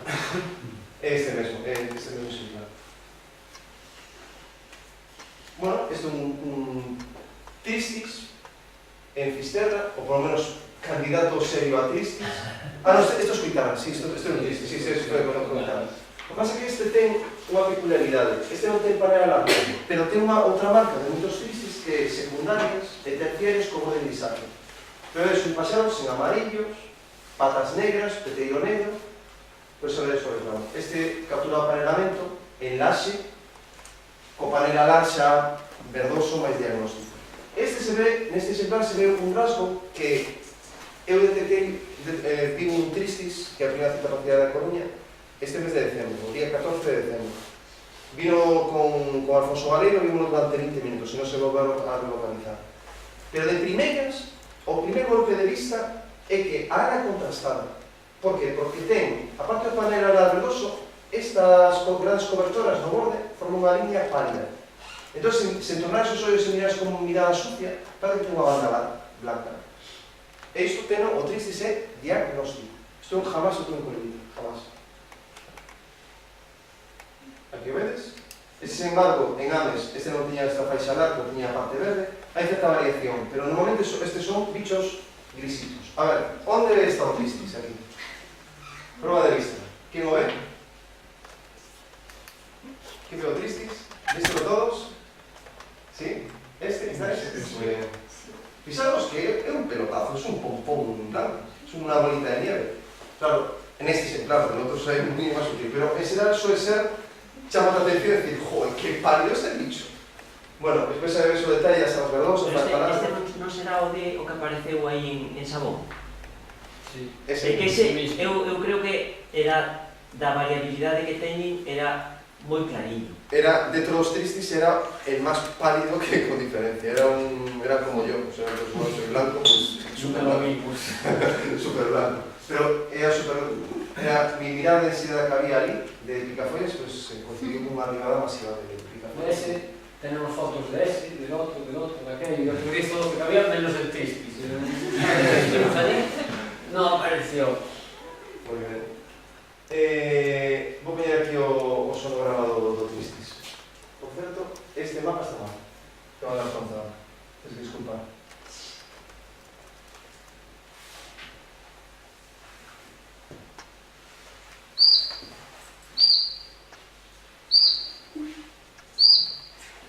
O de Tristis, por que crees que é? Pode recordar algo? Pode recordar algo o reclamo do Rodriguez, tamén triste. Pero este ten un punto metálico, ten un punto metálico. O silbatito destes aí. E o tema que non só emitilo moi alto, o tema o silbato. E ten, o sea, se tes aí arriba escoitalo, pero estás a un puño de distancia e xa non escoitas tanto. E así pode recordar como se fora a un camachuelo incluso, pode recordar, pero moito máis metálico, como un silbatito este. Isto é un reclamo diagnóstico, absolutamente diagnóstico. Bueno, que decimos de Inorratos? Unha joia de Coruña. É a joia, sin duda é un dos pasados máis, bueno, que cambiou a percepción dos mosquiteros para moita xente, porque empezaron a aparecer. Fixadevos que ata o ano 2003, bueno, unha especie siberiana da taiga, pero que cada vez un divagante máis frecuente en Europa. Ata 2003 había 9.093 registros no Reino Unido, 829 en Francia e só 43 en España. Ata 2003, isto non estou falando do século pasado, estou falando do 2003. Pero, solo en 2011, perdón, ata 2011 aumentou hasta 118, pero en 2014 houve máis de 140, en 2016 pois vai camiño de 170 ou algo así. Hai un mogollón de citas recentes desta ave. E por qué? Non se sabe, pero hai unha teoría que di que está cambiando as áreas de invernada. En vez de o mapa que vimos anteriormente, que era do Inorrato, en vez de invernar no sureste asiático, parece que cambia radicalmente a está empezando a invernar sureste de Europa no oeste de África. Se está dicindo eso. Eu non podo testarlo, pero bueno, por lo menos hai información que cada vez é máis frecuente e non é por un maior esforzo, o sea, hai máis citas por un maior esforzo de demostrarse, pero non solamente por iso, que tamén as capturas para el elemento aumentaron un mogollón, con máis ou menos co mesmo esforzo e todo isto, e está aparecendo en lugares máis ou menos ben controlados que non había presencia de picafolias deste tipo, ni prácticamente ningún outro, por exemplo en Canarias, estaban relativamente ben controladas. Hoxe en día máis de 70 registros en galegos, prácticamente todos no litoral, hai un en Arzúa, outro en Compostela. En Santiago está en outro máis. Sí, exactamente. Ten un pico de citas clarísimo a finais de outubro, pero tamén invernais. Este ano, por exemplo, moito máis invernais que outros anos. E ollo, claro, ese é o mapa que antes poñía, sureste asiático, pero ahora parece que nesta zona parece que ten unha zona de invernada. Este é o gráfico que fixen para as citas que houbera a nivel español en 2014. Fijaos que o pico de citas é finais de outubro, principios de novembro. Pico clarísimo. Pois van desaparecendo. Pero curiosamente este ano o pico desplazouse. Pois o noso pico estaría así. Que diferencia é do vermello e do amarelo?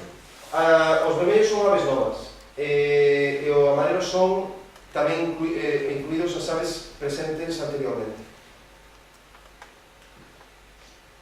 É un listado.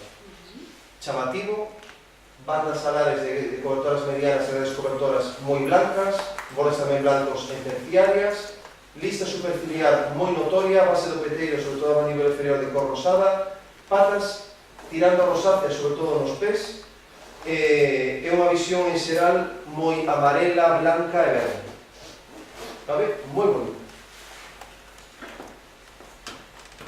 Aquí veis un exemplar un puño máis apagado, tamén con estas bandas alares, o de listado veñe con estas dos bandas alares. Este capturado para el evento un exemplar moi clariño de cara, moi verdoso. Fixaros como se marca.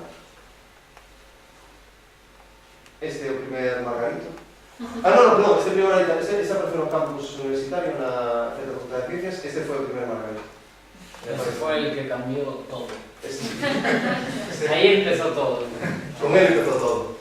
Se quedaron ese pico como no mesmo árbol e atraiu hordas de tal. Que nos cuentas deste? E este é o terceiro margarito. Margarito 3, otro bicho, o sea, lo de Santa Margarita fue increíble, este que lleva un mes y 2 días, ¿no? Ya. Sí, desde el día 13 de diciembre. Pájaro. Apareceu o 13 de diciembre, o sea, súper tarde. Este, súper eso, agradecido, porque aparte de eso, los primeros días se dejaba ver bastante bien, se escuchaba muchísimo. Eso, siempre en el mismo árbol, la verdad que este bicho yo creo que enganchó a un montón de gente, porque había gente, y con el primero había gente que nunca había ido a ver pájaros. Desde Madrid está este prueba y fue a ver. La verdad que este dos, el primer Margarito y este, fueron increíbles lo que hicieron por Coruña. Este, vamos, no, si sumas entre los dos, la cantidad de gente que los vio, y de verdad, yo mismo, cuando vimos el primero, que pues la verdad que fue bastante guay, porque aparte de un bicho raro, bicho bonito y llamativo, pues gracias ahí casi fue donde más empezamos, porque conocimos a bastante gente que estaba viendo, porque hasta ese momento tampoco conocimos así mucha gente, muchos frikis como nosotros. y me acuerdo que el día que estábamos allí había bastante gente y había más gente como nosotros, que tampoco estaba así muy metido en los pájaros y tal, pero sí que iban a ver este pájaro y joder, por lo bien que se portó, que estuvo allí un montón de tiempo. Y ahora el actual va por el mismo camino, la verdad que, vamos, quien quiso verlo lo vio, quien lo quiso disfrutar igual, la verdad que el bicho... O bicho este, o reclamo, o sí o sí. Está. Sí o sí. Y fundamental para localizar. Una vez que coñeces este reclamo, é moi probable que se más ou menos vas discernindo os outros reclamos acabes dando. Eso, sobre todo, para mí, é un subidón de adrenalina. O sea, de escutar esto, pues... Aunque no es tan raro, como por ejemplo el Tristis o otros y tal, la verdad que es un pájaro porque todo el mundo... A todo el mundo gusta este. La verdad que sí, que siempre ganas de encontrar uno y es un bicho muy chulo. ¿Y qué me dices de este? Y este pues lo mismo, pero más. No, a ver, este es hostia, es raro, pero no sé, como cariño el otro, el bilistado. Este la verdad que bueno, es un bicho que É máis raro porque menos sitios en Europa, por exemplo, hai menos de 100 citas no Reino Unido a día de hoxe, e apenas de registros en España. O número 10 foi o de Carla e o de 9 partidos, moi espallados por todo o territorio. Pero curioso que hai dúas citas na zona da Ría de Ribadeo, un no lado galego e outro no lado asturiano, unha cita en Fisterra e esta cita aquí na Coruña. En xeral, é máis tardío que o Firoscopus sinornatus, é máis grisáceo e ten un reclamo distintivo. Ollo e oído sinornatus a partir de finais de novembro, porque hai posibilidades reais de que o sinornatus... De feito, eu cando descubrín ao Margarito 3, eu esperaría, cando escritei o reclamo, pensaba que podía ser un Hume. E o Picafollas de Hume é esencialmente similar, incluso en reclamo, a un bilistado, pero hai pequenas diferencias. En xeral, a diferencia do bilistado é máis gris, sobre todo, a cella nunca é amarela, jamás é amarela, a cabeza é grisácea, normalmente ten o peteiro máis negro, normalmente, e se ten algo de amarelo excesivo a mandíbula inferior e non é un amarelo moi intenso, está un poquinho así máis coloreado. E nas bandas alares, acordaos de bilistado, as dos bandas alares se veía perfectamente. A primeira das cobertoras medianas, en Umei, ás veces nin se nota, ou se nota un pouquinho de palio, eso é normal. Absolutamente normal. Menos un bicho que apareceu en Cataluña que tiña as dos supermarcadas, pero normalmente isto é o fundamental. Despois, hai outro detalle que no bilistado a base das secundarias é negra e chega máis ou menos hasta aquí. Neste caso, a base das secundarias é ser gris oscuro, no negro, e iso é máis estreito. E as patas doitan ser un poquinho máis negras. Pero, bueno, as diferentes son moi sutis. En xeral, se lemas varios bilistados vistos, a primeira vez que ves o Hume se dis, é super gris. Este visto non é un bilistado, porque é super grisáceo. Este é o de Ribadeo, este é o de Ribadeo, este é o de Fisterra. El de Fisterra era perfecto. Era moi bom, era moi chulo. Y ese sí que, en ese había lado, había bilistados y sí que se notaba la diferencia. Se nota, a mí lo que más me llamó la atención es que, aparte de todo eso, que por ejemplo en las lapas, casi, o sea, no se notaba tantísimo lo del color y tal, es que son como si cogieras un bilistado y dirías así en la cabeza. Son más achaparrados, es así, la forma es más, la cabeza un poco más como aplanado, y más, eso, más bajito de cabeza, porque si va la cabeza más agachada. Bueno, para que non ten cuello, como Sí, Fernando. eso, sin estar así sin cuello, con la cabeza metida para dentro. Claro. Fixamos estos tres UMEI, este foi o UMEI que localizaron Carledal. Fixamos que só se marca unha banda lá, moi gris, ali no seu momento que bueno, se me ocurre a veces estupideces, como varias veces a lo largo do día. Dicen que me recordaba o color destas galletas de digestive, que son destas de fibra. Ese mesmo color, como se fixeras un mosquitero con esa base de color. Pero bueno, ese sería o mosquitero de Hume. E fixamos que a distribución non é siberiano este bicho. Este bicho é de Cachemira, da parte occidental de China, dos contrafortes de Himalaya. O ano pasado escoitei na Nova Delhi. En Nova Delhi escoitei dous. Nos parques, igual que aquí escoitei ali está o mosquitero de Hume. E ao parecer é super numeroso nesta zona, moi abundante. E o reclamo, aí empezamos a llegar a puntos conflictivos, se puede tirar a Dani por qué. Este é o reclamo do mosquitero de Hume.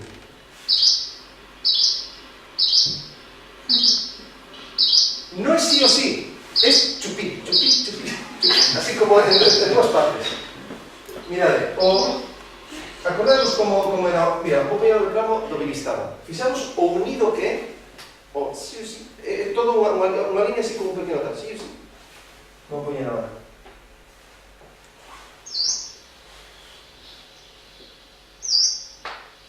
É lineal. Sí o sí. E o do meio é máis como unha lavandeira branca. Chiqui. Ten como un hiato no medio, como outro dedo así, chiqui. Que en medio de árboles, con nosotros por ahí, con ruido... Pero coméntalle que ten este de particular, o reclamo do lápiz. Sí, a ver, nosotros lo escuchamos, a un pequeño concho en la playa. Yo iba con la intención de a ver si aparecía algo, y lo escuchamos. Aparte, tanto el listado como el Hume petan muchísimo, o sea, se escucha mogollón, suena muy alto. Y lo escuchamos y en primer momento, bueno, pues, algo raro, o sea, listado y lo veíamos y, joder, esto es un Hume. Y cantaba, es un bilistado, es un Hume, es un bilistado, es un Hume. De vez en cuando cantaba con un bilistado, o sea, tiene momentos que se parece un huevo al bilistado. La verdad que dio ahí bastante... Que a veces mete un sonido entre esas dúas tal e confunde. Pero que non é exactamente, non é o sí, é como... Sí, hace ahí como se atascara. Por ejemplo, de Fisterra, que era el otro que nosotros habíamos escuchado, ese, por ejemplo, sí que era chu-wi, o sea, escuchamos de lejos, era así, chu-wi. O sea, ese dicho no tenía nada que ver con este, ese sí que se notaba muchísimo. Era así, tal cual. Era muy potente, se escuchaba mogollón, pero este de las lapas a veces hacía extrañas, hay cosas raras, y la verdad que la pinta era de este, pero se me jode. Más que nada, ¿cómo va a ser tan raro? Tiene que ser el más normalito, y al final es un suerte el raruno. Su cita es espectacular, se cita un pelotazo, como ha pasado. Ahí sí, que lleva desde el día 29 de diciembre. ¿Cuándo fue la última vez que salió este en las lapas? Desde ayer. ¿Cómo? Eso Osos de Madrid, ¿no? Sí, sí. Bueno, quedan solo dos bichos, vou a seguir de puntillas e xa terminamos a tal, porque xa vamos aquí un pouco. Hablas de galletas, empiezan E aparte me gustaría preguntaros a vosas sensacións sobre este grupo, porque me interesa moito, del tema de pipa. Picafollas escuro, Fioscopus fuscatus, siberiano tamén, pero relativamente común no noroeste de Europa. Pero é curiosísimo porque un bicho que non é especialmente raro, como digo antes, no Reino Unido, pero aquí é un pelotazo, que atrae hordas de pasareiros. Ten hábitos discretos e reclamo similar a luz silvia, por exemplo, silvia tricápila ou a fuxas samoras, e sobre todo que o tema do docetia é increíble, porque ten unha nota parecida ao cetia e o aspecto é similar ao cetia, a un reseño bastante moi máis pequeno. E son 5 registros en España, os cales 2 en Galicia. Pois xusto no sur de Francia, como hai 4 ou 5 citas, xusto aí no extremo sur. Busca zonas de matogueira pechada, hábitos como cetia, é que unha pasada é como un picafollas que quere ser un cetia, que quere ser un reseño igual. É super tardío, a finais de outubro e novembro. É un bicho tal que así, moito máis, eso sí que é marrón, además que este creo que captura esbozo, sí. Moito máis marrón, anel ocular bastante chamativo, pero en xeral, uns tonos así, marróns, moito máis marrón. E recorda moito un cepse, que recorda moito o Luciano Bastardo. O Luciano Bastardo é moito máis rojizo, pero en feituras en xeral recorda moito. E sobre todo, ese se digo, o anel ocular, as meixeras de cor así tabaco, tal, esta cor. Pero se o vedes, mira, comparado con Picafolla Stamp, é un puño máis grande, un puño máis cabezón tamén, máis marrón. Pero se o vedes no campo, que hai unha foto de Fernando Pereiras, joder, este bicho, así de primeras, o Luciano Bastardo. Non o Luciano Bastardo, máis pequeno que o Luciano Bastardo, e ten outras feituras, son unhas feituras de mosquitero, pero é moi rastrero, moi de andar sempre con os... Incluso este exemplar que é o de Mar de Fora, o de Fisterra, pulsaba no chan, picaba no chan, de repente pulsaba así, o susto que estaba tal, e solamente a veces sabías del polo reclamo, polo chac, polo chasquido que emitía. Porque o reclamo que emite, que deste sí que non tiene un sonograma, pero non vou poñer,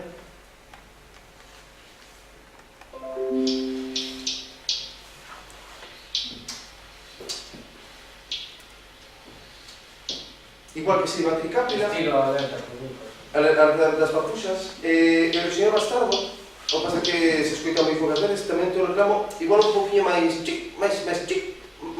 alto, ao final de chic. Sabes que cando empeza a cantar o señor Bastardo, empeza chic, chic, chic. É que escoitas, isto non te chama a atención. No, Unha corona. Hostia, esto que... Bueno, pois, este saco no Dani López Velasco, escoitou reclamos e subo que era un... Como o sacache dunha cruza? Porque, decía, no es exactamente el mismo tono que una curva capirotada, es otro tono. E aparte decía que chamou atención do baixo que sonaba, que, digamos, digo, unha papuxa normalmente non está tan baixa. Pero que él decía que prácticamente o chac foi al trope, e o chac. E vai dixo él, mosquitero sombrío. ¿Cómo lo haces, tío? É increíble. Pues sacónos así por lo reclamo. Acojonante. Como saco outro máis tuyas tamén. Sí, tamén as tes un Svart, bueno, flipante. O Sibilatrix é a de comentar especie extendida por Europa e por Asia. Na Península Ibérica cría esporádicamente en Pirineos e na Cordillera Cantábrica, pero sobre todo en alledos a moi alta altura e non todos os anos. É común en migración ao Mediterráneo. E antes comentaba que non pasa o penuncial, sobre todo polo Mediterráneo, que non é especialmente raro. Só tiña visto como os de Lepordá en maio, teño visto nunha depurada, teño visto 4 xuntos. E no oeste da Península Ibérica é raro, porque, por exemplo, Portugal é considerado rareza e ten menos de 10 citas. E hai poucas citas concretas en Galicia, unha delas que de Toñín de Sandoval na Coruña, na cidade. Había que prospectar os fallais en Ancares porque en hábitats idénticos hai citas de cría en Asturias, incluso tan ao oeste como o monasterio de Ermo, que non queda tan os Semuñeiros. Podía verse na pasase tanto primavera como outonal. Este é o típico arquetipo dun picafollas asociador grande, é un bicho moi grande, moi colicorto, e sobre todo o que chama a atención é a separación neta da cara e da garganta amarela co peito e o ventre blanco. Esa separación tan neta como... E o amarelo limón. E o amarelo guapísimo, o sea, super... Este non ten dificultades para identificar. Eu saquei un en Burgos, por certo, en paso, que era unhas experiencias para a provincia, pero que chamaba a atención o bicho. O sea, era unha motecita pasada. É un sitio grande, o sea, para ver, grande. Este é o que antes chamaban papiar? Non, este é silbador. O papiero foi o boneiro que decía antes, sí. Aquí un bicho cantando. O canto é similar ao papiano, pero un puño máis prolongado. Ainda máis prolongado. Ves a parte esta da gorxa e da cara amarela. Esta é o Sibilatrix. Non vou poñer o canto porque como é moi chulo. Isto por si desancares e o... escoitar algo como eso. Aquí, joder.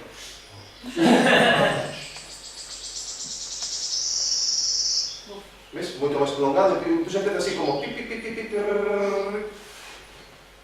Se escoitei non hai un vulgar este canto.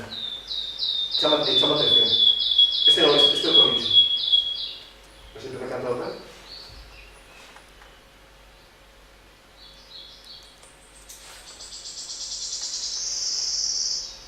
Eso escoitado nos Ancares chamamos atención. Fijo.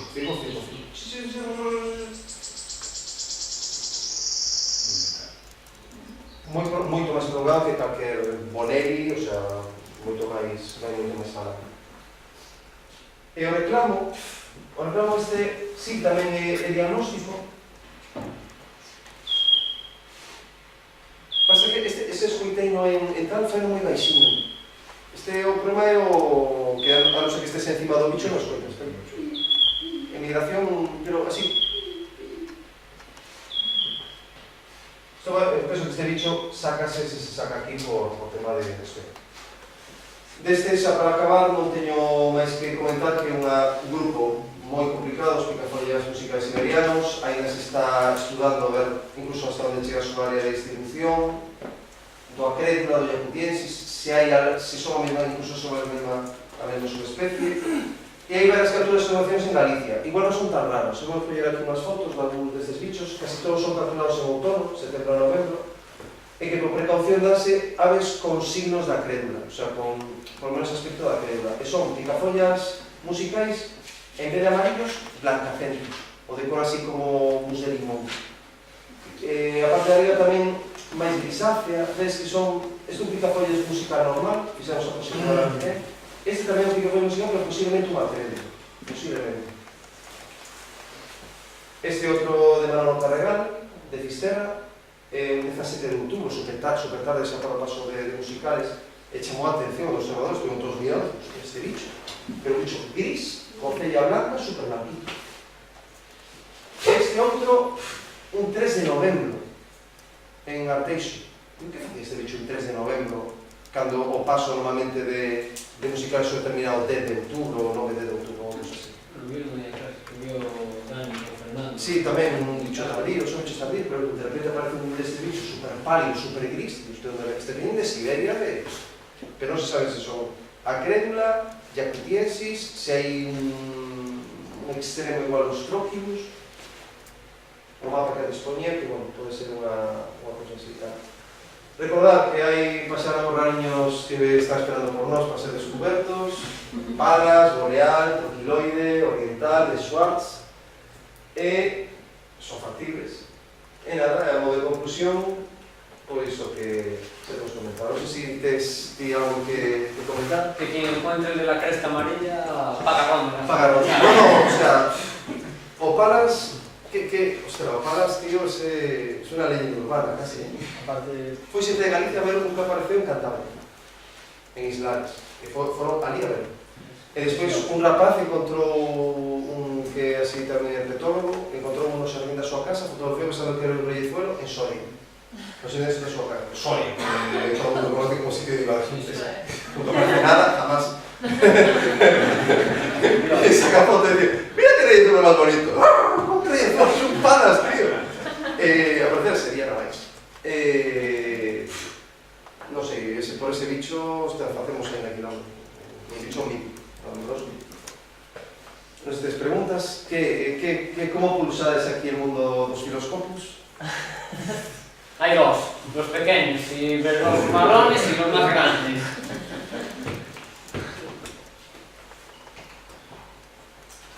Yo tengo una pregunta interesante. Mañana me voy a acercar a intentar fotografiar al Bilistado, a Santa Margarita. ¿Dónde está exactamente el Bilistado? Está normalmente nun carballo que está, sabes, aparte desta pequena rosaleda que queda por encima, pegado a Avenida de Arteixo, ten uns bancos así con unhas formas aí para tumbarse. As tumbonas. Sí, tipo tumbonas de madeira. Sí. Vale, pois se vos dades conta, esa parte está limitada por arbolado. Ten, por un lado, como cara a ópera, ten un arbolado así máis laxo, pero pola parte, digamos, do sur, temos un carballo grande, pois está aí.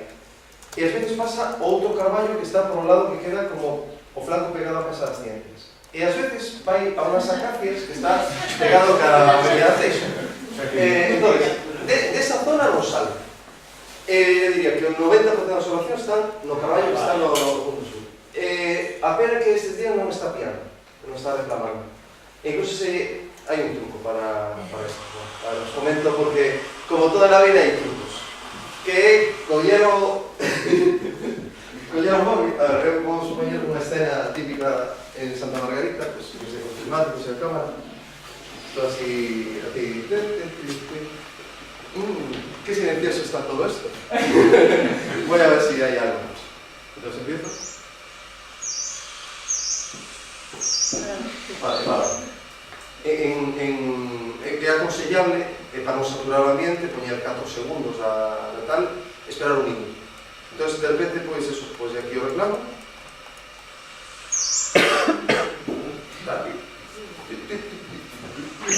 Nada, non respondo. Siempre contando que estes bichos ahora, porque cando están criando, bueno, tampouco... Claro, entonces este reclamo muchas veces sonra él, pero otras veces no.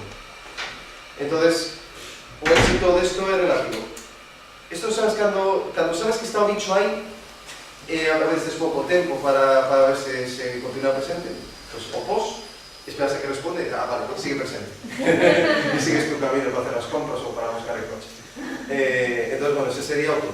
Entonces, leva este reclamos moitas veces axuda para localizar os bichos. Entón, o consello que che dou para ir mañán é que vais aí a ese carballo, que é a parte sur, é que, bueno, descargues deixe no canto o canto e o pones.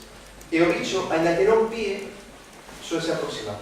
De primera, porque después también, así que digo... Sí, después, voy a segunda vez, tío, claro que va, siempre, yo estaba hasta los huevos de noche, ¿eh? El primer día era el plano poner, se te va así, tal, le voy a dar una. Otra vez. Ahora apunta un momento. Pues debemos haber pues, unos 40 o 45, igual 50 personas diferentes, ese bicho. El otro día estuve viendo el Hugh un poco, para hacer una foto al amigo. Carísimo. No para. No, ese es imposible, aparte de dar siempre la sombra, nosotros no tenemos ninguna. Eu non teño foto de ese de primo. Suporín que xa un par de veces, pero non teño foto de ese. A ver si aguanta. A mellor é a de Chicho, eso que a de Chicho é que a mellor. No, yo muy bien también. Por non máis ben. Como no hice unos fotones y todo. No, al final todavía lo hice con tu hermana. Por favor, ahora que se sabedes esto, necesitamos a vosa axuda para, igual vas a friki, tarde. los mosquiteros. Claro, por favor, se en primavera, no pasase prenunciar, escoitades algo parecido a esto, hai unha mínima posibilidade de que estes bichos que están agora un poquinho invernando máis o sur, en primavera volvan. A mellor podan pasar por os mesmos arbolitos e tal. E senón, a partir máis ou menos do día do Pilar, máis ou menos, do 12 de outubro, eu estou atado aos parques, hospitando, bueno, ti tamén, que moitos dos estamos aquí estamos pendentes de pillar ese bicho tan especial. E temos sorte porque a Coruña, a cidade de Coruña, é moi bo sitio. Moi bo, moi bo. E ten habido aquí mogollón, o sea, para un municipio ten un mogollón de divagantes. O tamén polo que hai moitos observadores, pero aparte te sacado uns cantos bichos, Dani Cano tamén, aquí os que estamos presentes temos todos, seguro que unha observación guapa aquí na Coruña. Este año fue muy bueno. Este ano a foi particularmente bo, pero igual non foi. ¿Cómo? Yo tengo un escribano animal. Como se llama Aníbal? O do... Pica del Vigo. Ese tírano, pero é mesmo o de Santi. Creo que sí. O sea, me lo dijo Santi y al día siguiente, a la mañana, me fui. Entonces o bicho. Sí, y le saqué fotos. Las puse, o las envié al correo de Dani. Sí, efectivamente, sí, estaba sí. No, pues o feito que hai un escribano Aníbal no dique arriba de Coruña, pues bueno. Sí, que eso como los gatos tienen mucho. Ya ha habido muchos más inviernos. Sí. Los gatos... Y muchos más gatos. Pues nada, saír ao campo, atentos aos reclamos, tedes aquí un reto para mellorar as vosas habilidades ornitolóxicas, e desde logo é unha cosa que aparte sempre ten recompensa. Son bichos agradecidos ao final. No, y más que se puede ir a buscarlos en la ciudad, no tiene que moverse al lado. Yo creo que cuando vi la desgracia es que ahora me estoy dudando, es el que vi el mismo nombre que tú dices, no sé si fue al de listado o al de Hume, porque lo que yo vi se parecía más al de Hume. O bilistado que hai no parque o sea, a foto que sacaches ti, aí pues, se ven así con bastantes colorines e demais, sí, pero normalmente se o ves no medio da hojarascas, en esa luz, todo isto, o bicho parece moito máis uniforme, moito máis lisado. Claro, que se o ves aí con a luz de puta madre, El otro margarita por la mañana. era moito máis chamativo. Este é o máis claro de todos os que vi, o máis clariño de color. Sí, no, te acuerdas el martes 13 de diciembre por la mañana. Sí, tamén. Sí, que estuve ahí dando una vuelta y junto a eso un arrerillo. El mismo árbol. Bueno, no, era justo un árbol de edad un arrerillo.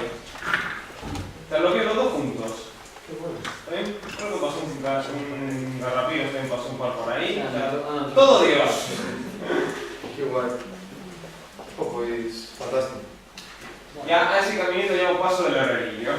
Bueno, é o mío sitio para ver vídeos aí nesa zona, sempre son ahora mesmo os carballos, ademais. Está bien. No, yo soy el primero que veo, de cerca, Ah, de tenerlo ahí a 2 metros, y al listado igual. No llevaba la cámara y me quedé ahí, si tuviera aquí la cámara, vale que tengo una suerte con la cámara que para que la quiero, pero tenía ahí a 2 metros que un brazo, otro brazo y llegaba. Bueno, pues si no te sabes preguntar, si no te sabes preguntar, vamos a parar nosotros.